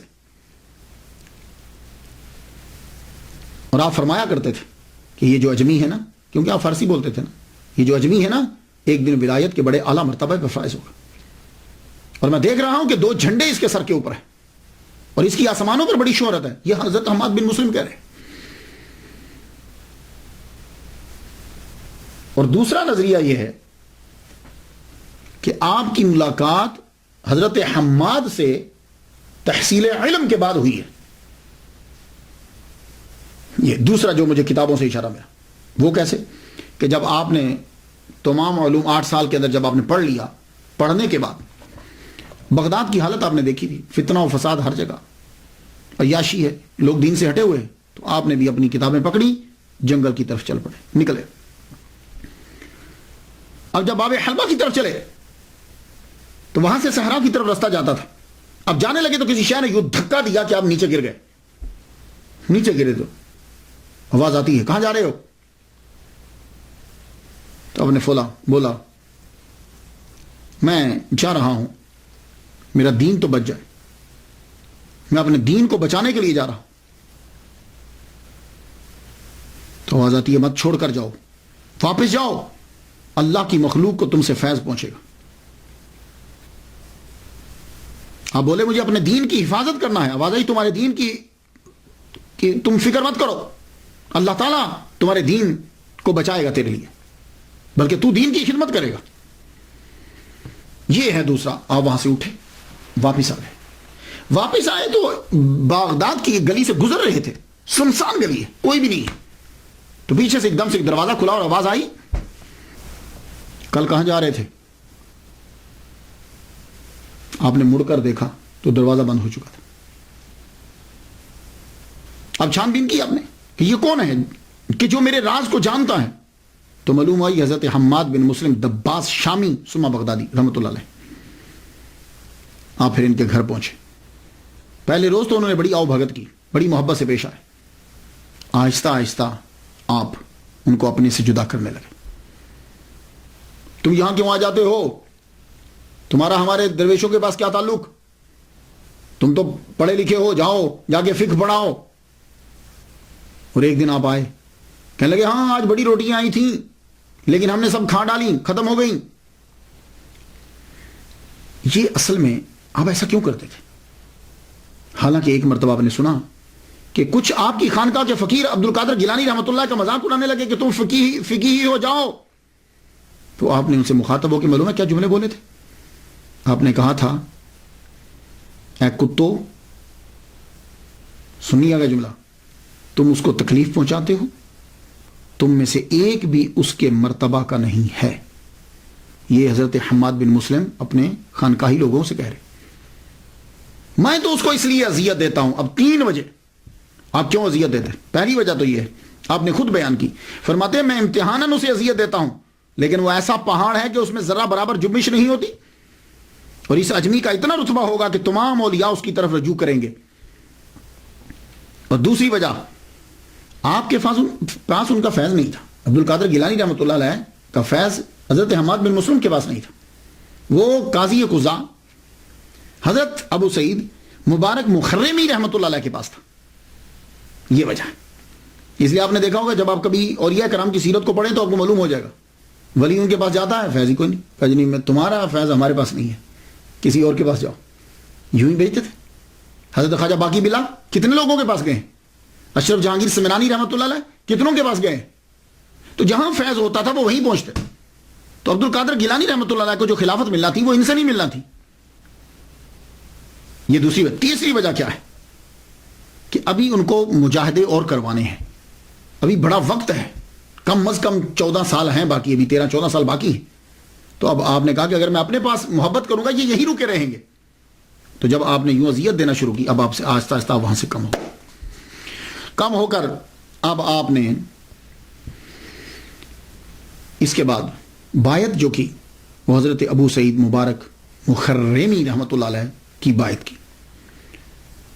آپ ان کے استاد بھی ہیں اور آپ مدرس بھی ہیں, پرنسپل بھی ہیں. آپ نے محلہ باب الازج میں آپ نے ایک مدرسہ بنایا تھا, اس مدرسے میں خود پڑھاتے تھے, اور تصوف کے اندر اتنے گئے کہ آپ نے قاضی کی سیٹ چھوڑ دی. ان کی بایت کی عبد القادر گیلانی رحمۃ اللہ علیہ, اور یہ بھی حنبلی تھے. تو اب مجاہدات شروع ہو گیا. اب میں یہاں پڑھتا ہوں کہ کہتے ہیں کہ 20 سال آپ نے مجاہدہ کیا ہے, 20 سال جو ہے نا وہ جنگلوں میں پھرتے رہے. تو یہاں میں عرض کرنا چاہوں گا کہ جب ہم دیکھتے ہیں, سالوں کو گنتے ہیں, ان پہ تحقیق کرتے ہیں, تو کچھ لوگ جو ہیں وہ محبت میں آ کے سال بڑھا دیتے ہیں کہ اتنے سال مشقتیں اٹھائیں, اتنے لوگوں سے ملے. لیکن وہ جب ہم تحقیق کرتے ہیں تو یہ کوئی ضروری نہیں ہوتا کہ ایک آدمی 40 سال مجاہدے کرے گا ہی تو مرتبہ ملے گا. ہو سکتا ہے کہ ان کو ایک دن میں مل جائے, کوئی دن بڑھانے کی ضرورت نہیں ہوتی. اب یہ جو کہا گیا کہ 20 سال تک آپ جو ہے وہ مجاہدے کرتے رہے, اب ذرا دیکھ لیجئے, میرے نزدیک یہ صرف کچھ دورانیہ 13 سال کا بنتا ہے. وہ کس طرح؟ اب ذرا دلیل سن لیجئے. 18 سال کی عمر میں آپ نے تعلیم شروع کی, تو 8 سال بغداد میں مختلف مدارس میں آپ پڑھتے رہے. کتنی عمر ہوگی؟ 18 اور 8 26. پھر آپ نے مجاہدہ شروع کیا, ٹھیک ہے. تو حضرت ابو سعید مبارک مخرمی رحمۃ اللہ علیہ نے آپ کو خلافت دی.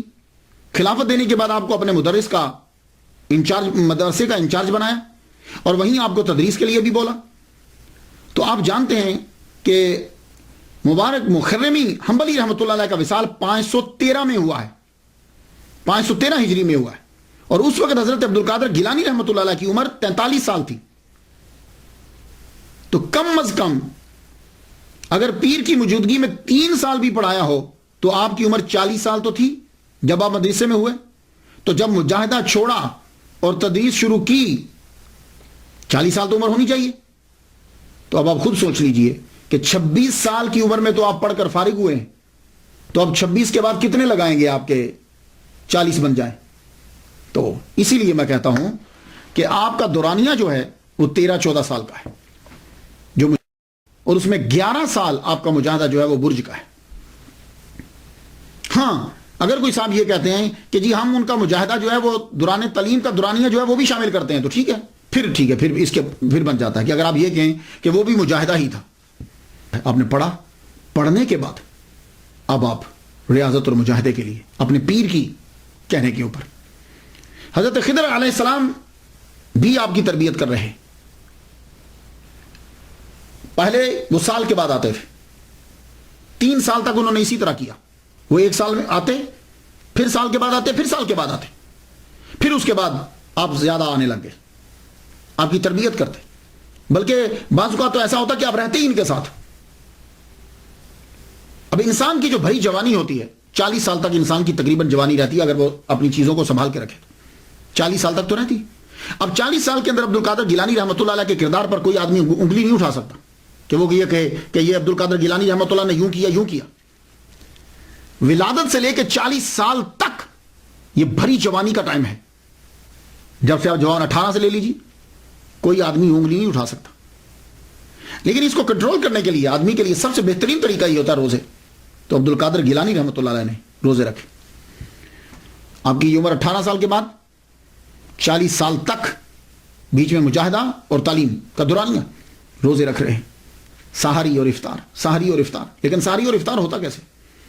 سحری اور افطار کبھی پانی پہ ہو رہا ہے، سحری بھی پانی پہ، افطاری بھی پانی پہ. اور کبھی کیا ہوتا ہے کہ سحری درخت کے پتوں سے، افطاری بھی درخت کے پتوں کے ساتھ. بھوک چیخ پڑی، نفس چیخ پڑا، اتنے مجاہدے کیے آپ نے. اور بعض کا تو ایسا ہوتا کہ آپ کو نیند آ جاتی، نیند آتی تو آپ بیٹھ جاتے. سجدے میں ہے، نیند آئی ہے، ایک دم بیٹھ گئے، پھر بیٹھے بیٹھے نیند آ گئی، ایک دم کھڑے ہو گئے. اور بعض اوقات کھڑے کھڑے بھی نیند آ جاتی. آپ نے دیکھا کہ کئی لوگ کھڑے سو جاتے، تو جب کھڑے کھڑے نہیں آپ چل پڑتے، اور جب چل پڑتے تو پاؤں میں جوتا تو ہے نہیں، چلتے رہتے چلتے رہتے، اتنا چلتے کہ پاؤں پہ چھالے پڑ جاتے اور خون رسنے لگ جاتا آپ کے پاؤں سے. اور اس قدر مجاہدہ کیا. ولی بننا آسان نہیں ہے، یہ ولیوں کا بادشاہ بننا ہے. اس لیے ہر اور آپ اتنے کمزور ہو جاتے کہ ایک دم سے گر جاتے. لوگ سمجھتے کہ فوت ہو گئے ہیں، اور لوگ اٹھا کر تجہیز و تکفین کا انتظام کرنا شروع ہو جاتے. لیکن ہوتا کیا، ایک دم سے آپ کے جسم میں جنبش ہوتی تو لوگوں کو پتا چلتا نہیں بھائی یہ زندہ ہے. اللہ. جب شیطانوں نے یہ دیکھا کہ انہوں نے نفس پر کنٹرول کر لیا ہے، تو شیطان سب سے پہلے وسوسہ ڈالتا ہے. یہ بات یاد رکھیے، وہ وسوسہ ڈالے گا، خود کچھ نہیں کہتا، آگے وسوسہ ڈالتا ہے اور آدمی برائی کرنے لگ جاتا ہے. لیکن وہ وسوسہ جب ڈالتا ہے تو نفس اس کو کنٹرول کرتا ہے. تو جب تم نفس کو جس نے کنٹرول کرنا ہے، آگے تمہیں لے جانا ہے، جب تم نے اس پہ قبضہ کر لیا، اب شیطان جب دیکھا کہ نفس پر کنٹرول ہو گیا ہے، اب شیطان خود آئے. تو ابلیس خود نہیں آتا. عبد القادر گیلانی رحمۃ اللہ علیہ کو تنگ کرنے کے لیے چیلے بھیجے. اب چیلے آپ کے سامنے آ کے کھڑے ہو جاتے اور آپ بھوک سے نڈال ہو کے گرے پڑے. اب وہ آپ کو مارنے کے لیے آگے بڑھتے، اللہ تعالیٰ ایک دم سے فرشتوں کی جماعت کو بھیجتا، وہ آگے لڑتے اور ان کو مارتے. اب جب یہ شیطانوں نے یہ دیکھا کہ ہمارا بس نہیں چل رہا، اب ابلیس خود آیا. ابلیس خود نہیں آتا، یہ یاد رکھیے، ابلیس خود نہیں آتا، وہ اس کے چیلے ہی بڑے پاورفل ہیں. لیکن عبد القادر گیلانی رحمۃ اللہ علیہ نے شیطانی دنیا کو تباہ کر کے رکھ دیا، بن نہ اٹھے. اب شیطان خود آئے، ابلیس خود آتا ہے. اب خود آ کے اس نے غوث سمدانی کو بڑا تنگ کیا. ایک دفعہ تو مارنے کے لیے آگے بڑھا، کہنے لگا تم نے کیا ہمیں تباہ کر دیا ہے. عبد القادر گیلانی رحمۃ اللہ کو جب مارنے کے لیے آگے بڑھا، آپ فرماتے ہیں ایک دم سے ایک ہاتھ ظاہر ہوا اور اس کے سر کے اوپر اتنی زور سے پڑا کہ یہ زمین کے اندر دھس گیا. اور اس کے بعد پھر یہ باپ باہر نکلا. فرماتے ہیں کبھی کبھی شیطان آتے، میں لا حول ولا قوت الا باللہ العلی العظیم پڑھتا تو آگ لگ جاتی ان کو. اس لیے آپ لوگ بھی جب کبھی ایسا محسوس کرو تو لا حول ولا قوت الا باللہ العلی العظیم پڑھیں، ان کو آگ لگ جاتی. مجاہدوں کے دوران حضرت خضر علیہ السلام کا آنا جانا بھی رہتا. 496 ہجری سے لے کے 509 ہجری تک چلوں کا سلسلہ رہا ان کا. اور زیادہ تر آپ برج، ایک کھنڈر پرانی عمارت تھی، اس کے اندر رہتے. آخری جو آپ کا چلہ ہے وہ بڑا شدید چلہ تھا. 40 دن تک آپ نے کچھ نہیں کھایا، کچھ نہیں کھایا. اب شیطان اس کے اندر، اب اس کو بھی معلوم ہو گیا کہ یہ اپنے مقام پہ پہنچنے والے. ابلیس جان جانتا ہے. اب اس نے کیا حربہ استعمال کیا، شدید گرمی، پیاس آپ کو لگی ہے، 40 دن ہو چکے ہیں.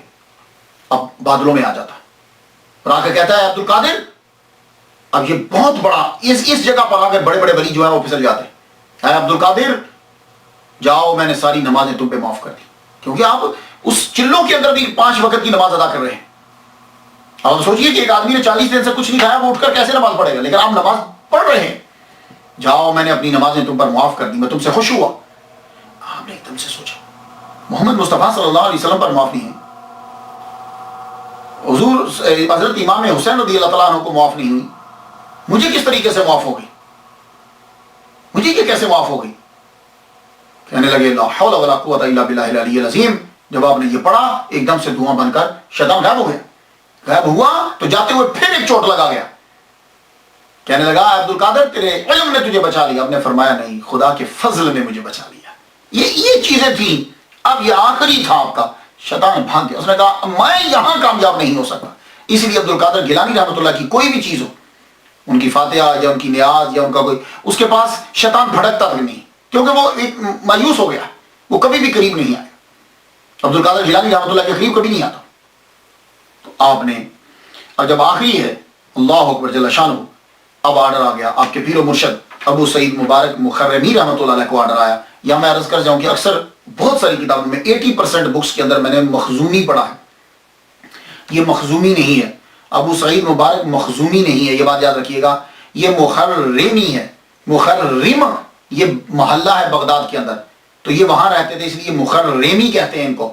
تو آپ بھی تھوڑی سی جو ہے تصحیح کر لیجئے گا، مخرمی ہے. تو آپ کو آرڈر آیا کہ جائیے اب آپ اپنے مرید کو لے آئیے.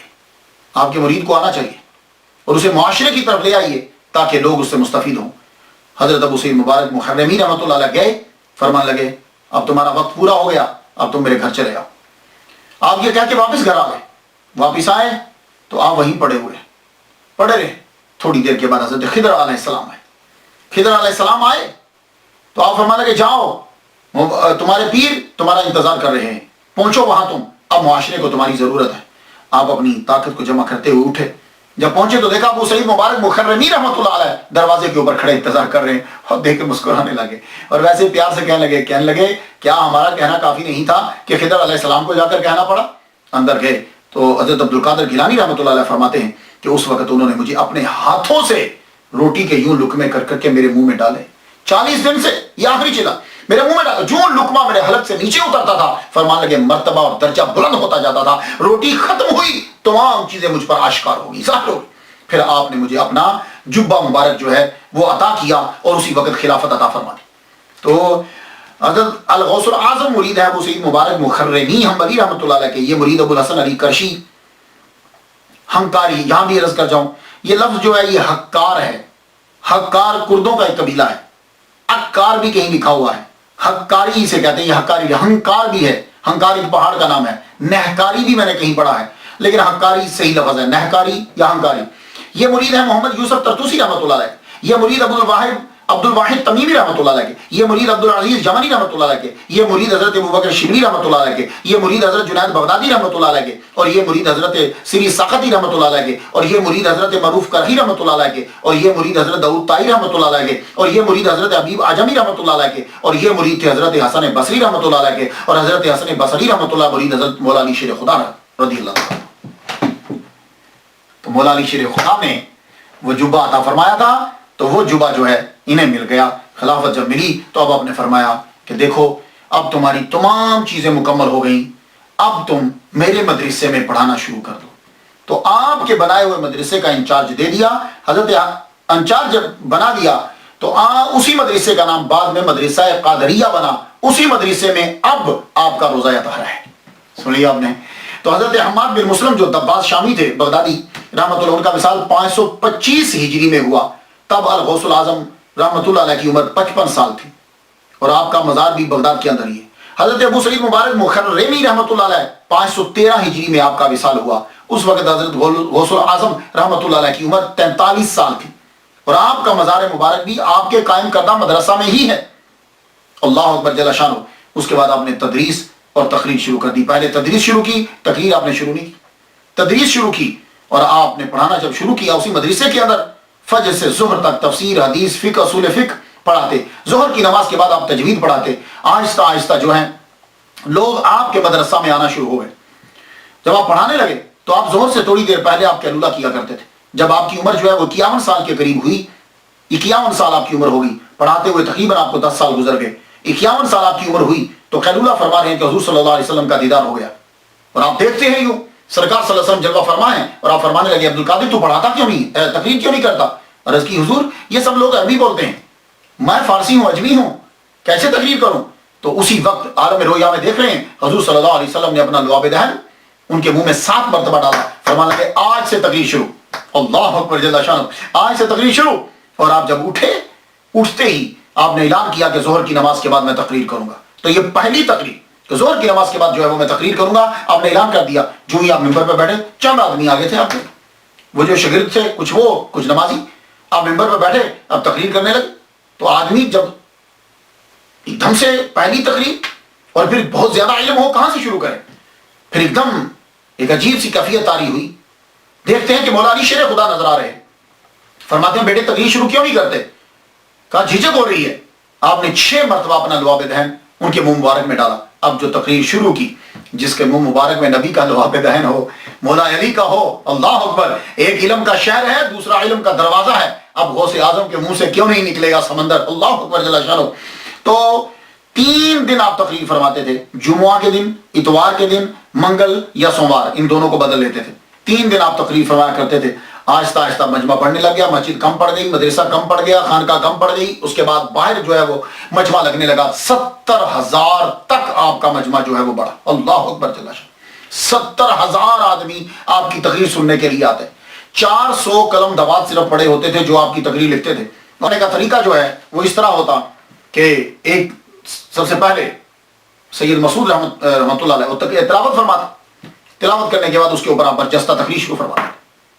اور آپ کی تقریر اللہ اکبر جل شانہ، علماء بیچ میں بیٹھے ہوتے.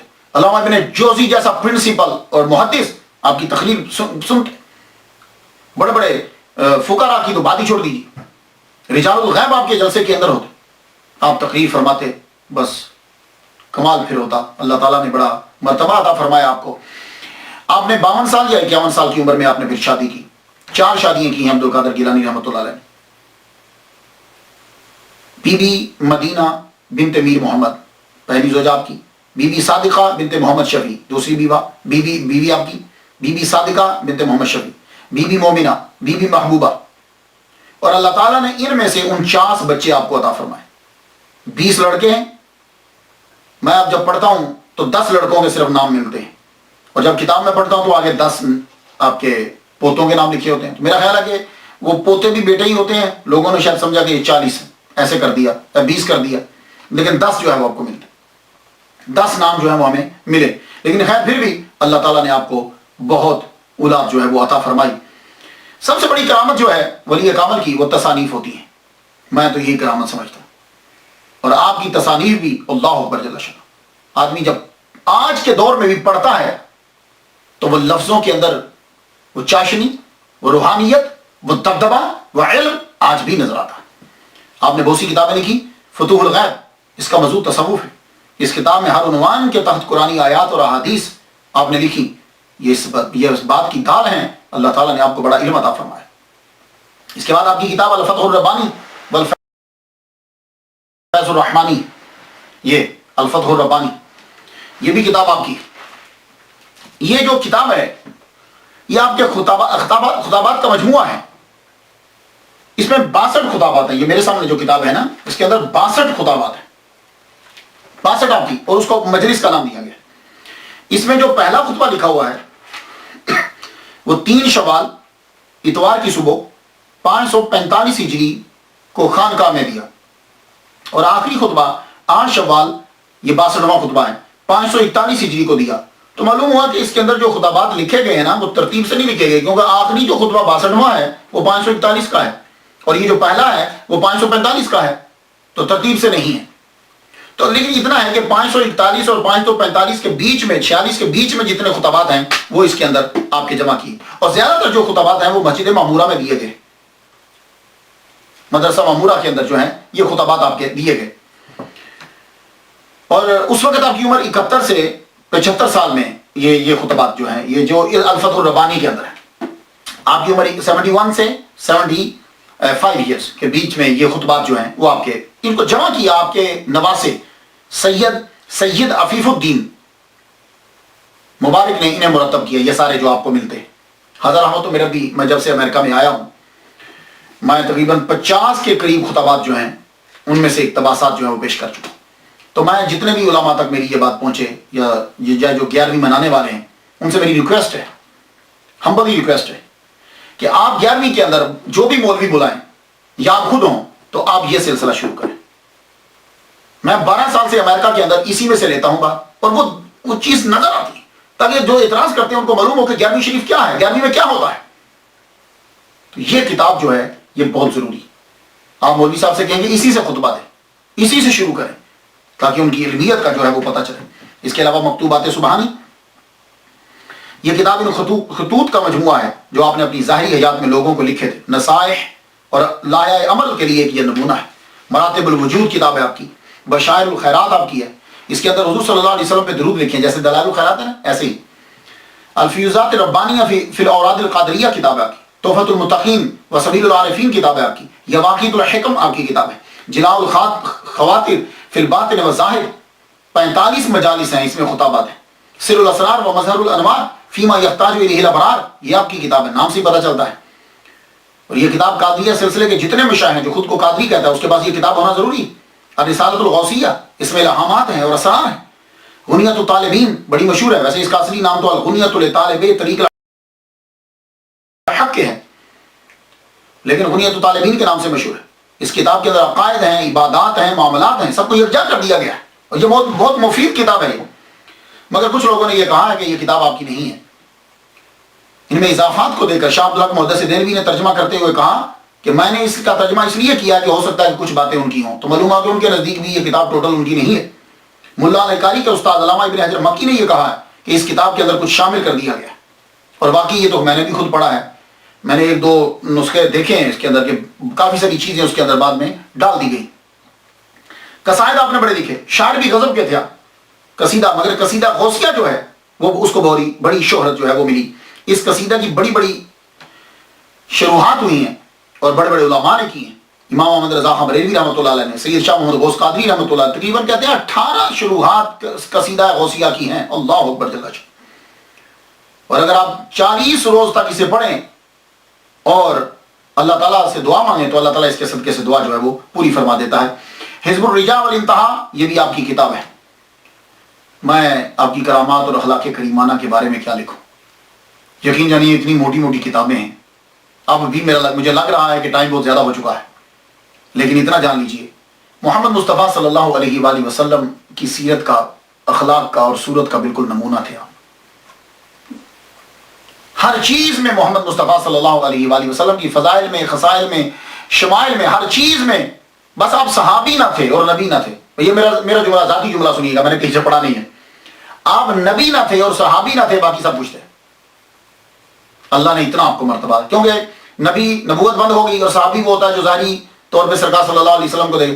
آپ صحابی اور نبی نہ تھے، باقی آپ سب کچھ تھے، بلکہ اتنا مرتبہ ملا کہ لوگ اسم اعظم تلاش کرتے ہیں اور کہتے ہیں کہ ہمیں اسم اعظم مل جائے، ہمیں اسم اعظم مل جائے۔ اللہ اکبر جل شانہ، آپ نے اللہ کی اتنی عبادت کی، اللہ کے اتنے محبوب بن گئے کہ اللہ تعالیٰ نے آپ کے نام ہی کو اسم اعظم بنا دیا ہے۔ جو آدمی صدق کے دل سے یہ کہ اے اللہ الغوث العظم عبد القادر گیلانی رحمۃ اللہ علیہ کا صدقہ میری حاجت پوری فرما دے، اللہ تعالیٰ اس کی حاجت پوری فرما دے۔ آپ کو جب کبھی کوئی مشکل ہو، پہلے 2 رکعت اللہ کے لیے پڑھیے، اللہ کے لیے پڑھنے کے بعد فاتحہ 1 مرتبہ 3 بار کوئی شریف پڑھ کے اس کا ثواب دیجیے حضرت عبد القادر گیلانی رحمۃ اللہ کو، پھر اور ایک چیز کی، یا اللہ اس ولی کامل کا صدقہ میری حاجت کو پورا فرما دے۔ خواجہ معین الدین چشتی رحمۃ اللہ کی ملاقات ثابت کی جاتی ہے آپ سے کہ آپ جو ہیں وہ ان سے 2 مرتبہ ملے ہیں، لیکن یہاں میں ایک نقطہ عرض کر جاؤں، اکثر یہ ہوتا ہے کہ ملاقات ثابت کر دی جاتی ہے۔ ملاقات اس طرح ثابت کی گئی کہ 1 ماہ تک عبد القادر گیلانی 1 ماہ تک خواجہ معین الدین اجمیری چشتی رحمۃ اللہ علیہ مدینہ شریف میں جھاڑو پھیرتے رہے۔ حضور صلی اللہ علیہ وسلم نے پوچھا کیا چاہیے تمہیں؟ کہا جی مجھے کسی ملک کی ولایت دے دیجیے۔ آپ نے فرمایا جاؤ، تمہیں ہند کی ولایت دے دی، لیکن دفتر جو ہے وہ بغداد میں ہے، عبد القادر گیلانی سے جا کے مل لو۔ آپ یہاں آئے، آپ جب یہاں آئے تو آپ کو معلوم ہوا، شیخ نجم الدین کبریٰ کے حوالے سے معلوم ہوا کہ آپ کوہ جودی پہ جا چکے ہیں۔ تو وہاں آپ پہنچے، وہاں آپ نے اپنی پیسوں سے وہاں ایک کمرہ بنوایا، حجرہ، وہاں 57 دن آپ ان کے ساتھ رہے۔ یہاں عبد القادر گیلانی رحمۃ اللہ علیہ کے رشتہ داروں کی قبول بھی ہے، اور یہ علاقہ آپ نے لیا تھا لیکن کمرہ انہوں نے بنوایا اس پرفضا مقام کے اندر، اور آپ بھی اس کمرہ میں ان کے ساتھ رہے۔ کتاب کا نام ہے بڑی سوانح عمری، مورخ ہیں مولوی اللہ حافظ چشتی، انہوں نے لکھا کہ گیلان قیام کرنے کے بعد ان کے ساتھ ہی بغداد آئے اور کچھ ماہ جو ہے ان کے ساتھ رہے، اور دوسری کتابیں میں نے پڑھی تو لگتا ہے 5 ماہ اور 7 دن رہے، لیکن یہاں میری ذرا عرض سن لیجیے۔ خواجہ معین الدین اجمیری چشتی رحمۃ اللہ علیہ کی ولادت 536 ہجری میں ہوئی ہے، اور عبد القادر گیلانی رحمۃ اللہ علیہ کی ولادت 470 ہجری میں ہوئی ہے۔ ٹھیک ہے، پھر سن لیجیے، 536 میں خواجہ معین الدین، 470 میں عبد القادر گیلانی رحمۃ اللہ علیہ. تو معین الدین چشتی رحمۃ اللہ علیہ خواجہ معین الدین چشتی رحمۃ اللہ علیہ عبد القادر گیلانی رحمۃ اللہ علیہ سے 66 سال بعد پیدا ہوئے. بہت دھیان سے بھی ذرا سنیے گا.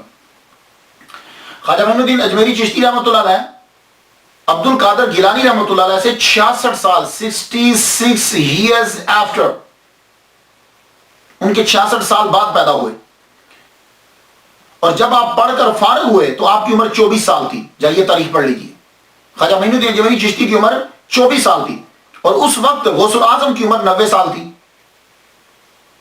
91 سال میں عبد القادر گیلانی رحمۃ اللہ علیہ کا وصال ہو گیا ہے. ٹھیک ہے. کم از کم 8 سال معین الدین چشتی رحمۃ اللہ علیہ نے خواجہ عثمان ہرونی رحمۃ اللہ علیہ کی خدمت کی ہے. کم از کم کی میں بات بتا رہا ہوں. ویسے تو لوگوں نے زیادہ بھی لکھا ہے. 8 سال. پھر خلافت لی. خلافت کے بعد آپ کی ملاقات عبد القادر گیلانی رحمۃ اللہ علیہ سے ثابت ہے. تو معلوم ہے کہ جب آپ نے خلافت لی ہے عبد القادر خواجہ معین الدین چشتی رحمۃ اللہ علیہ نے جب خلافت لی ہے تو اس وقت عبد القادر گیلانی رحمۃ اللہ کو دنیا سے گئے ہوئے 7 سال ہو چکے ہیں. 7 سال اس وقت آپ کو ہو چکے تھے. تو مجھے صرف اتنا لگتا ہے کہ جب آپ بغداد پڑھنے کے لیے تشریف لائے ہیں, بغداد کبھی آئے ہیں آپ, تب آپ کی عمر عبد القادر گیلانی رحمۃ اللہ کی عمر 90 سال تھی. آخری ایام تھے چلوں میں اور زیادہ تر سیکلوژن, آپ گوشہ نشینی میں رہتے تھے. تو یہ ہو سکتا ہے کہ آپ نے ان سے ملاقات کی ہو, اور وہ بھی ابتدا میں آپ نے ان سے ملاقات کی ہو. کیوں؟ اس لیے عبد القادر گیلانی رحمۃ اللہ علیہ رشتے میں خواجہ معین الدین اجمیری چشتی کے ماموں لگتے ہیں. تو ہو سکتا ہے کہ 90 سال سے قبل نہیں, 90 سال میں آپ کی ملاقات ہوئی اور اس کے بعد 91 میں آپ دنیا سے جو ہے وہ رخصت ہو گئے. یہ تو میں ویسے تاریخی حوالوں سے بات کر رہا تھا, ورنہ خواجہ معین الدین اجمیری چشتی رحمہ اللہ اور ان کو آپس میں ملنے کے لیے یہ ضرورت ہی نہیں ہے دنیا کی. آج بھی آپ میں سے جو ولی کامل ہیں بڑے, وہ جانتے ہیں کہ بغداد میں آج بھی میٹنگ ہوتی ہے. جو 2 مجلسیں ہوتی ہیں, ایک مدینہ میں اور ایک بغداد کے اندر, آج بھی لوگ وہاں موجود ہوتے ہیں. اللہ اکبر جل شانہ. قادریہ سلسلہ جو ہے,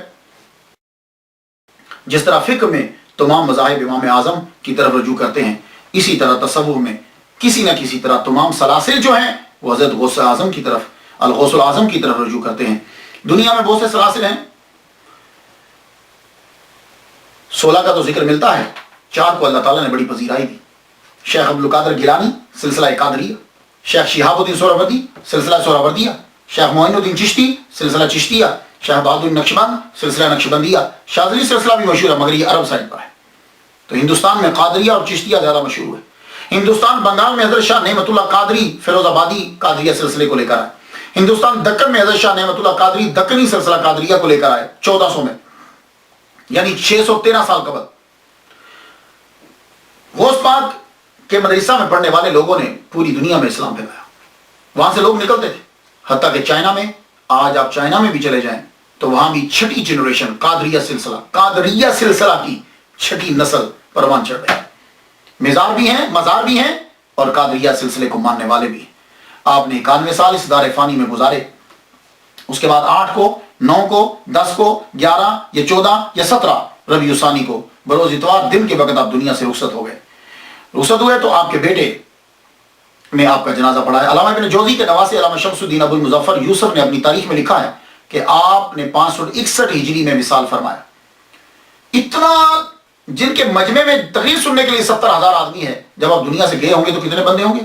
دروازہ بند کر دیا, اندر ہی چند بندوں نے مل کر جنازہ پڑھایا گیا اور دفنا دیا گیا. صبح کے وقت دروازے کو جو ہے وہ کھول دیا. اب لوگ جو ہے وہ جوک در جوک جو ہے وہ آنے لگے. اللہ اکبر جل شانہ.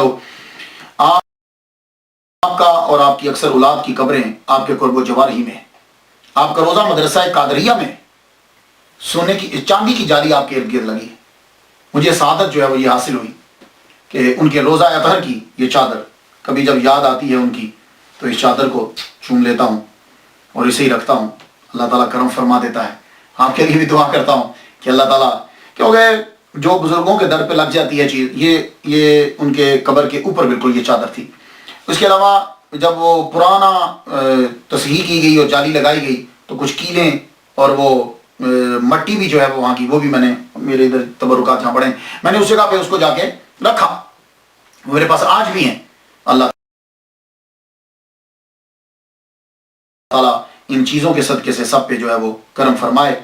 تو آپ لوگ، میں تو فاتحہ ان کے لیے پڑھ چکا، بلکہ جب سے لکھتا رہتا ہوں پڑھتا رہتا ہوں، آپ پر بھی ہے کہ آپ بھی فاتحہ پڑھیے، اور خاص طور پر ان کی کتب جو ہیں، باقی ان کی کرامات وہ آپ پڑھتے رہیے۔ بہت سی کتابیں لکھی ہیں، کرامت سے آدمی کی عقیدت جو ہے وہ بڑھتی ہے۔ مجھے جو ہو سکا میں نے آپ تک پہنچا دیا۔ اجازت دیجیے، وآخر دعوانا الحمدللہ رب العالمین۔